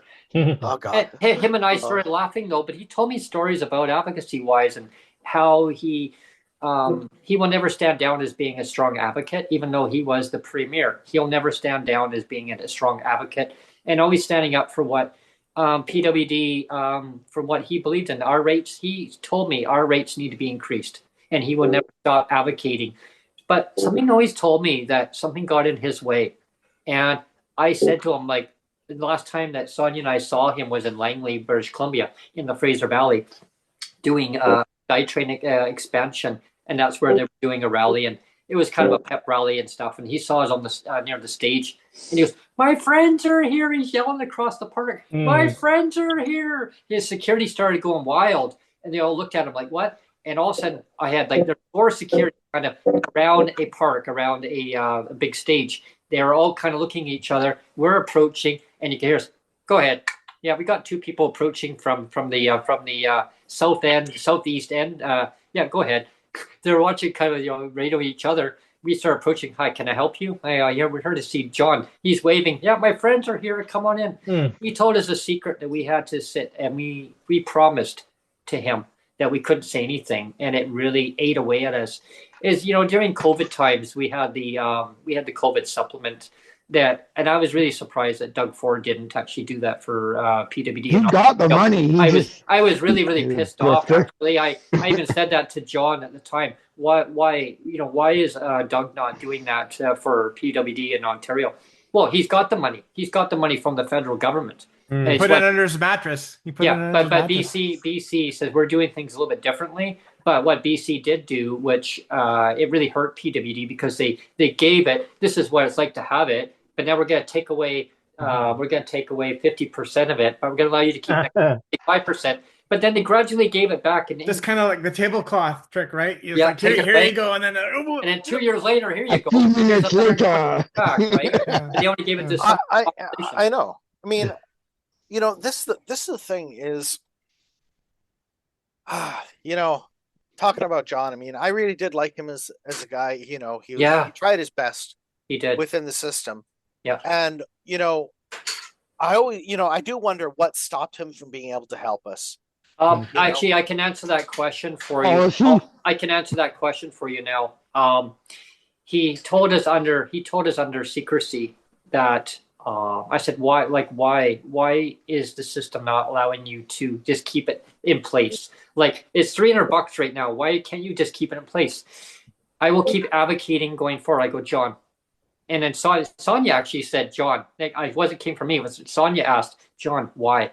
Listen, both of you. He says, I'm the only person at the table. I'm the only person at the table in their committee. I'll keep advocating. So I said, what does that mean? You're the only person at the table. Nobody else is there. He goes, he's the premier. Means yes, but he said everybody has to vote. And as I became to realize, he goes, Brent, you know this stuff. I go, what? You were under an executive at one time. You know. Oh my God. I said, you're not. Okay. So I said, everyone has to vote in favor. Correct. And Well, I'm actually, the only one there that says yes, do it. So that tells me that other people at the table didn't want to do it. But also that kind of goes, remember of a time when we had our former minister, MJ, Katrina Conroy. She said in the House, in the BC legislature, no one wants to deal with poverty. And I thought, wow, harsh words. And then so my mind rewinded back. I thought, what John told me, I'm the only one at the table. And then fast forward, Katrina Conroy saying nobody wants to deal with poverty. So I'm thinking, okay, well, that makes sense. Well, see, there's a movie it's called Whips. Yes. And what is about, I don't know if you've seen it, but it's about the BC legislature and how the party whip I want to see that. basically controls how the party is run. If the premier says, I want this vote, he goes to the party whip and says, get this vote. He has the power as the leader of the party to say, I want this vote. And if they don't vote for it, I'm going to raise cane on their membership, because this is the power they have, is they can throw them out of the party for not going and working the party lines. That's could be one of the most severe punishments that the party whip has. Because I was just going to say, sorry, MJ. I was just going to say, because we know that you have David Eby now has decided to go rogue, right? With all of these extra payouts. I mean, that's going rogue, right? To say, well, now we're going to top up another $15,000 on everybody's paychecks. That's going rogue and just saying, I'm going to do this, right? Anyway, go ahead, MJ. Isn't that what Christopher Freeland said? I'm out of here. You guys are just out of control, kind of thing. I mean, I don't give her a lot of credibility at all. She would rather have AI get billions than people with disabilities, but it's obviously that there's some rot at the top. I don't know. The way I see it that she was protecting herself. She wants to get reelected. She knows the boat's going down, and she doesn't want to be on the Titanic for the last. All the rats leave the ship first. Exactly. We're going to lower the boat before we hit the iceberg, because the iceberg is coming, and there's already 60 members federally that are already saying 60 members that are saying they're not running for re-election. 60 that's the highest we've ever seen from a single party in the history. Like we're talking, it's even going up to 80 now. I wonder if we're going to see. I wonder if there's a CBC interview with a minister who wrote a letter saying that he was on. I saw it on YouTube, but it was like an official CBC, and the guy was a minister who had wrote a letter after Christopher Freeland's letter hit the airwaves. Mr. Speaker. I forget the name of the minister, but he came on and he was like, "Yeah, we there's a bunch of us, except for the ministers, are all saying it's time for Trudeau to go." Like in his own party. If they want Trudeau to go, if they want to end the Trudeau government, the first thing they can do is walk into the House of Commons, submit their letter of resignation one at a time for 30 to 40 of these people, and just resign. And then there will be no choice but to go to by-elections. And what will happen is there will not be enough seats in the House of Commons from the Liberal Party and the NDP combined, and we'll be forced to an election by the Conservatives. Now, I'm going to be honest with you. I don't, I sadly, I see us going to a supermajority with the Conservatives in the next election, sadly, because the amount of chaos that the Liberals and the NDP have brought us. And it's going to be 4 years of austerity. At the level of austerity we're going to see is going to hurt a lot of people on disability and seniors and so on because of what Trudeau has done by just handing out money to every Tom, Dick, and Harry around the world and every NGO and this, that, and everything else instead of putting it towards Canadians. That's why we need to do now a fundraiser. See, people watching this online, we need to raise more money so we can help people with disabilities across the Canada. Because nobody should live in legislative poverty. Yeah. Here's a thought.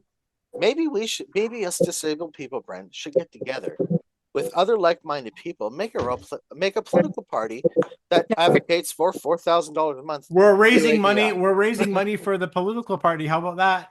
Oh, yeah. Well, we can't technically do that without being a registered political party. Well, that's true. We have Tom at the piano. Why don't you play us a song, Tom? Yeah. Life's gonna suck when you grow up. Life's gonna suck when you grow up. Yeah, I'll request a piano song. Every little Christmas, may your heart be light. From now on, our troubles won't subside. Where is it? I haven't played for a while on this one.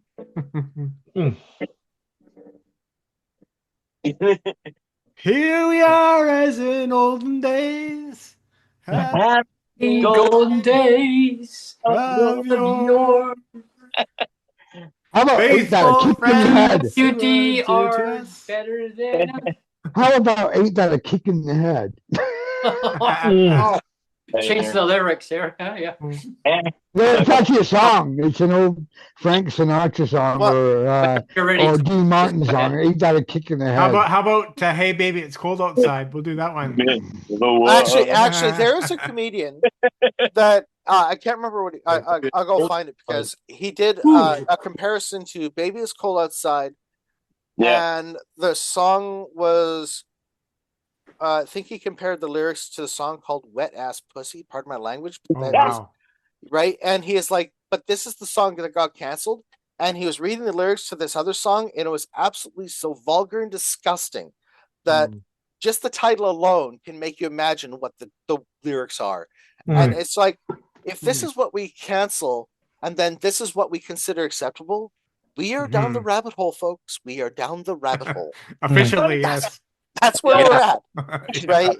I mean, there's so many people that got canceled from back in the day, like the what was his name? The famous haranguing judge William Begbie, who actually sometimes sided with a First Nations person over a white guy. But Roderick Finlayson has never been canceled, probably never will be canceled. This is the guy who blew up the Chiefs' House of the Cannon. This is the guy who sent the native people from downtown where they were near the Songhees to Esquimalt because they were, quote, unsightly and they didn't want the Queen to see them. Nobody cancels him. Well, exactly. When we take a look at the insanity that we're facing from our governments, it makes you wonder, what are they thinking? Are they even operating in the vicinity of reality? Yeah. What's really shocking to me is if you watch young stand-up comedians now, it's not the stand-up routine; it's their therapy session they can't afford. Yeah, pretty much, right? Yes.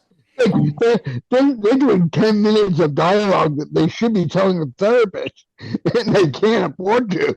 Yeah. For everybody that's tuning in right now, if they're just tuning in, you're watching PWD Allies Christmas Telethon, a special edition before Christmas. This will be the last live broadcast until after Christmas. So if you are in the financial means and you would love to contribute, donate to our telethon, here's the opportunity. You can also donate after the live feed today, and definitely just click on the link and you'll see the dollar sign beside the emoji. Yeah, and again, I'll explain and it.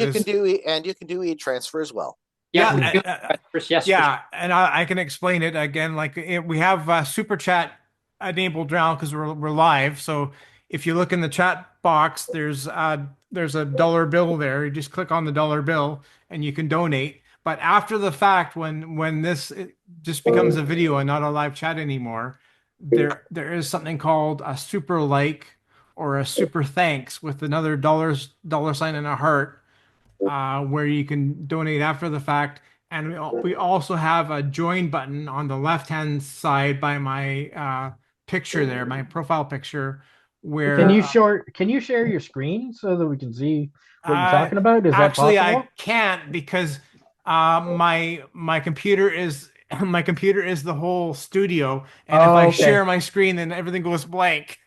so I can't do that. But basically, if you look at the bottom of the video, I've got my profile picture on the left hand side at the bottom of the video, and then right beside that is the join button, so you can join there and then pick your tier level of membership. So again, you have the $3 Apple the $3 Timbit level, the $5 Apple Fritter level, the 12 folks, the $12 double level. And we're looking for sponsorships from Tim Hortons here. Yeah, and the $30 Buble level. And again, all this can be done after the fact.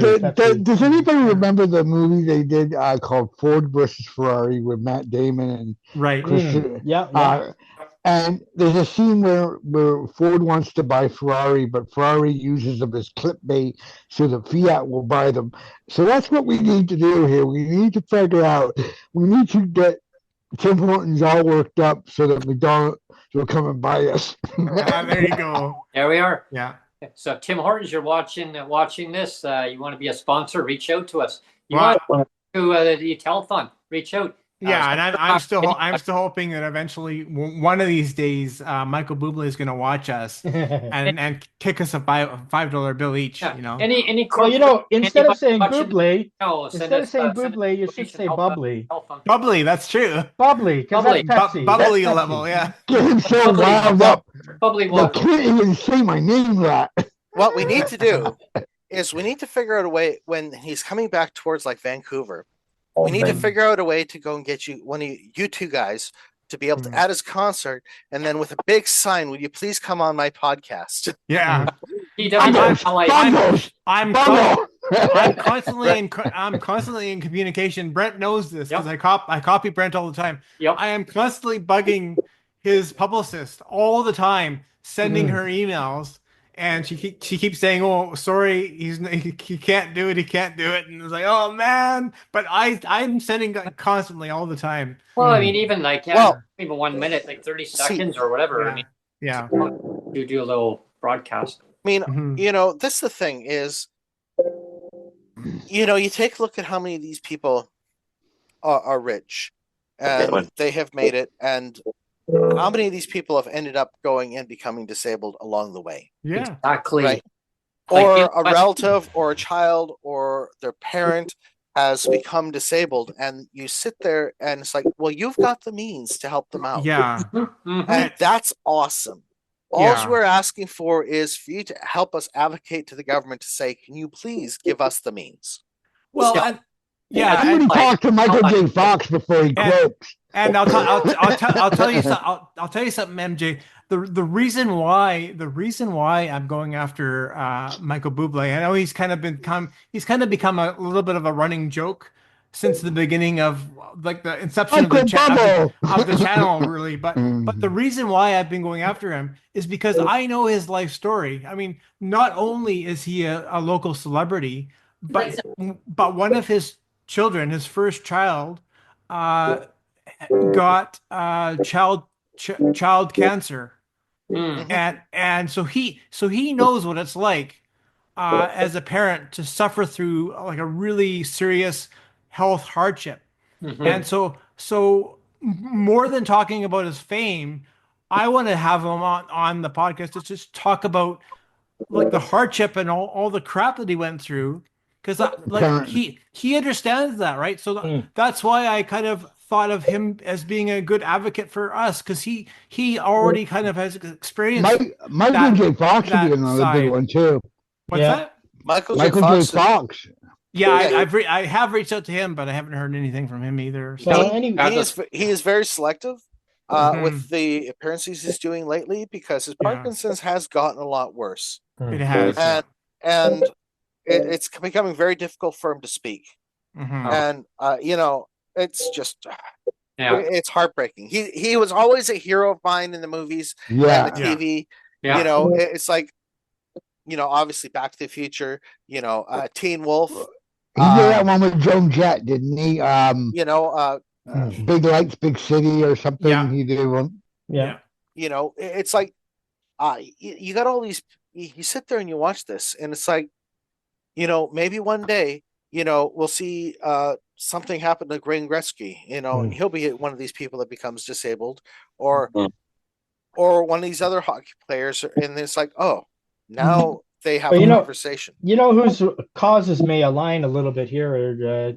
There's a big movement with Canadian footballers, CFL, Mhm. because of all the brain injuries and the Right. traumatic brain injuries. Yeah. I CSE, mean, yeah.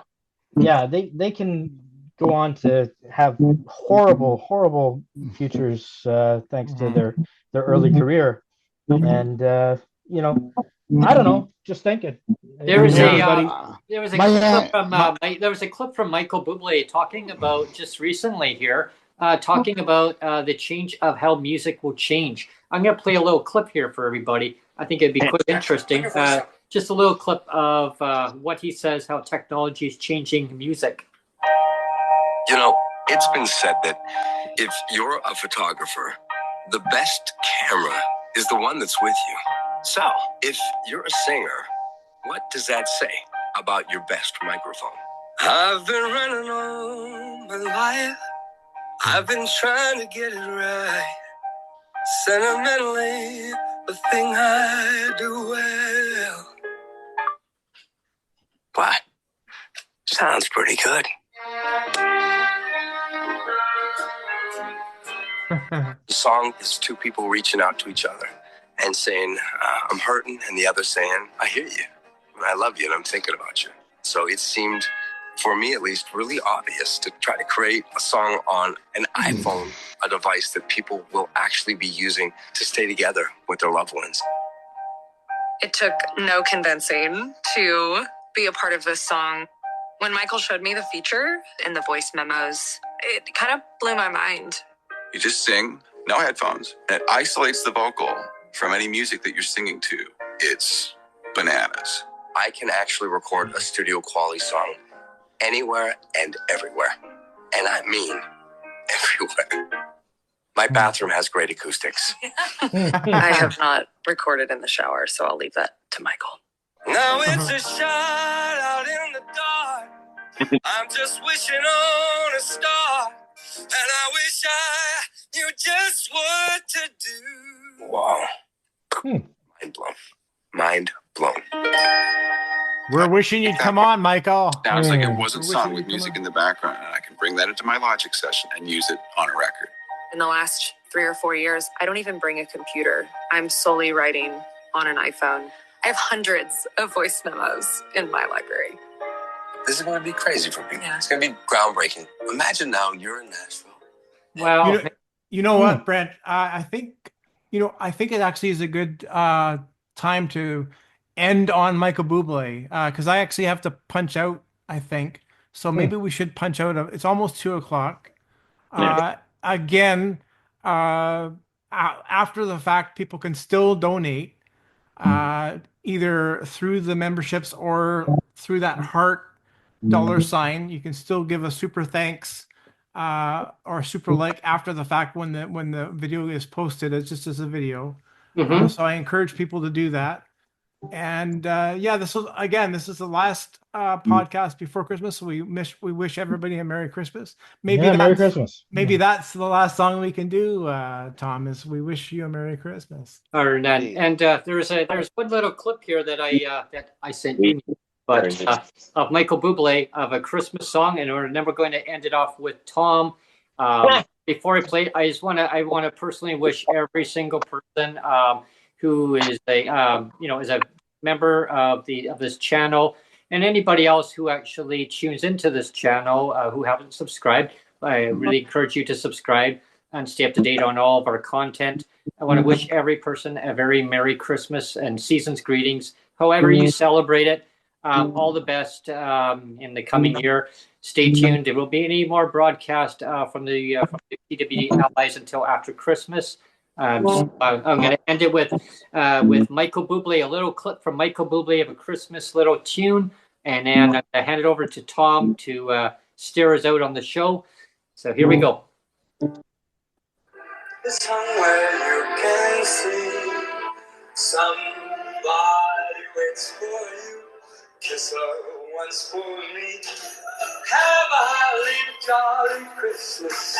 And in case you didn't hear, oh, by golly, have a holly jolly Christmas. Let's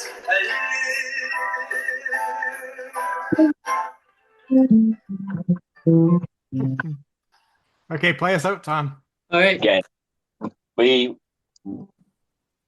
how does it kick off? We wish you a Merry Christmas. We wish you a Merry Christmas. We wish you a Merry Christmas and a Happy New Year. So bring us some figgy pudding now. Bring us some figgy pudding now. Bring us some figgy pudding and bring some right now.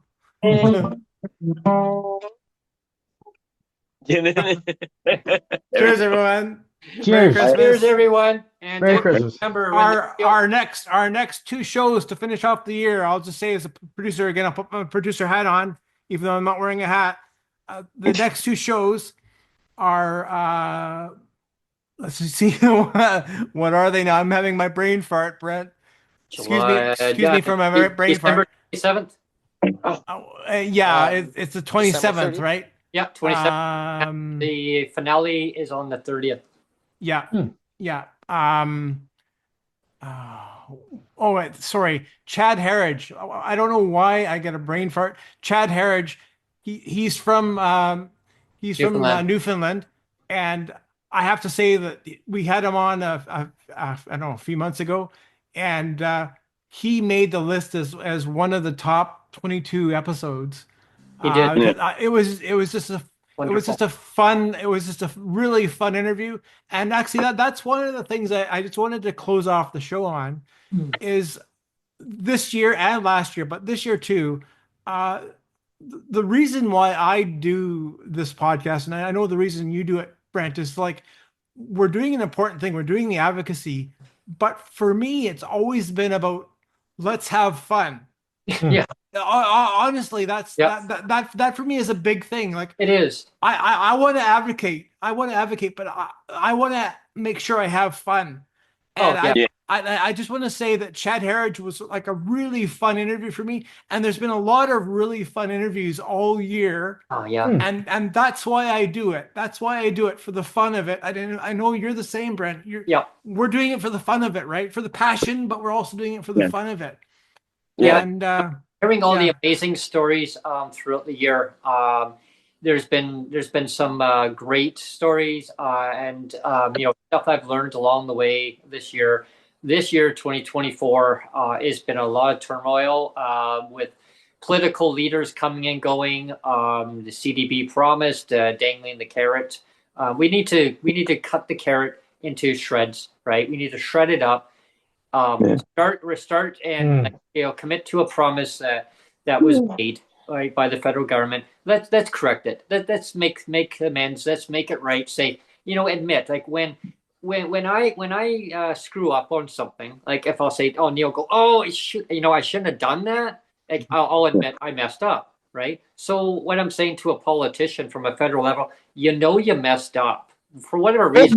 Don't be a leader. Just admit, just admit that you messed up, right? I mean, and move on. Just say, look, we screwed up. We'll give you a mulligan. We'll give you a mulligan. We're gonna redo it, and we're Just gonna one. get it right. Just one mulligan. Yeah. Just one mulligan.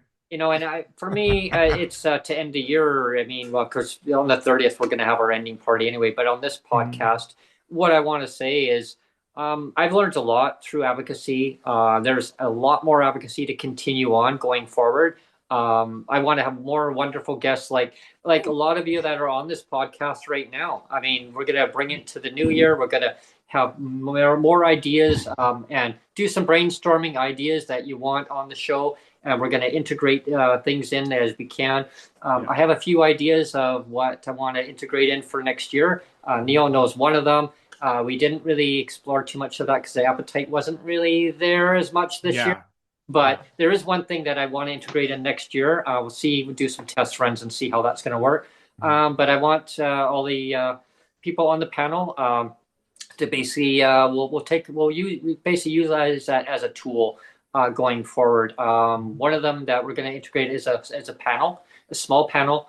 I think there was some appetite people are saying, hey, I enjoyed that panel. Could you bring it back? So yes, we will be bringing that back. Neil and I talked about that already, but it will be to a smaller degree of where the panel was at before. Right. So a little bit more focused. Hopefully. A little bit more focused, and Patrick and MJ, you know what we're talking about. But I mean, we're going to stay really focused on really crucial topics. I think. I think one topic, and we're facing such a gig economy. In all ways, is how does a disabled person become, or how does a self-employed person who is disabled navigate when they've got not just, like, for me, for example, it's not just the photography, but I got to do the business aspect, and I suck at the business aspect. So how does someone like Patricia, who makes jewelry, and advocate between her jewelry business and being able to manage their business, or someone that makes that does custom nails, fingernails for. How does someone with a disability manage to keep an overhead and stuff? So self-employment and disability is how really does somebody important. make money on a podcast? Yeah. Well, there we are. So you got to you could do a whole estimate with even someone that has accessible business. Maybe they even have employees. Alan, that kind of leads me into something that I'm interested in talking about is budgeting for those of us who are on fixed income. Like not everybody's is raised in a low income environment. Like I wasn't. Some of us, I wasn't. I come from middle class, like middle income, and it's a real shock when you're down to $1,300 a month. When I was running my landscaping business, I was earning somewhere between $8,000 a month, almost. Yeah. So it's a big adjustment, right? Yeah. I would say I was probably 800. What do they call it? Whole, and probably about 500 a week net. So but that was a lot in the 90s. Like I was probably pulling in 40, 50K. I remember back in the 90s, Ellen, speaking of that, I was actually working for the Ministry of Education, and I just did that for 3 summers, and it was like throughout the summers, and I had taken a leave of absence from my employment. I was working full-time in a restaurant. I was a host. I was a jack of all trades. I was a host. I was a dishwasher. I was a busser. I was a waiter. I mean, I had a full-time job. I was guaranteed my Monday to Friday during the daytime. Did they let you wear that hat, Brent? They actually, you know, there was a Christmas party. Actually, you know what? I actually did wear this. I actually wore this. And I was the laugh of the Christmas party, and I kept swinging back and forth between that, and I had a small one like this one too, and I was like making fun of it, right? And they're like, "Oh God!" So I was the class. I was the actor. Just for some comedy relief before we all sign out of here. Yeah. Has anybody seen Jim Carrey do his facial features where he's not wearing the Grinch costume, but he does the whole face thing? Yes. And Yes. and the Christmas stop. Yeah. But no, he's just the way he changes his face. I know. He's not wearing makeup. It's just scary. You know, I'm thinking he's an alien. That's where I'm going to leave that. Yeah. But with the dollar figure that Alan is like when I was working for them, I could not believe the amount of the buying power that you could have for the value of a dollar. I got a one check and I didn't even know what to do. I thought they made a mistake and they just said, "This is your job. You go to it. We're in our board meetings. If you something important that you need to talk to us about, tap at the door. And if we're busy, we're not. You know, I mean, we can't deal with you." I was just loved to just run amok, and I was like, "Oh, okay." They're in a meeting. Something frivolous I didn't want to answer, so I had to wait. So I'm like, "Okay, I'm gonna go and take an extra half hour for lunch." What the hell? They didn't even know. Like I walked out the door and I went over to a restaurant, sat there and had lunch and came back and they said, "Okay, so it's lunchtime now. Just so you know, it's mandatory." Oh, lunchtime? How long did I get? Oh, an hour. So now I took an hour.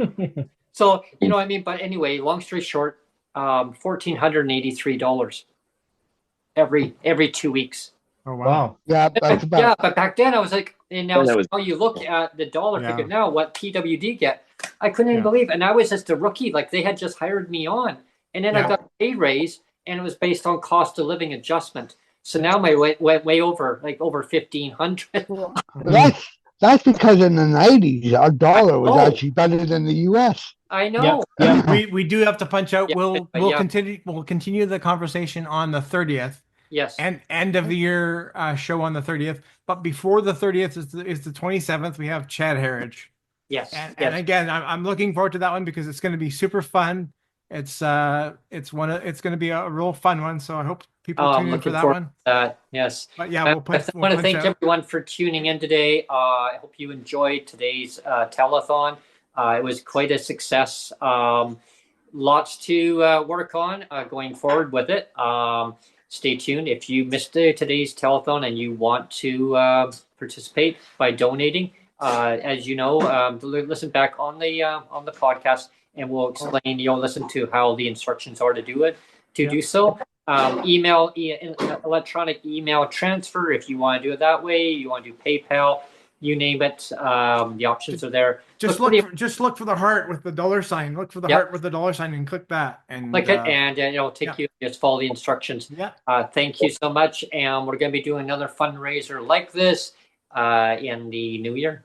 Yeah. Stay tuned, everyone, and Merry Christmas.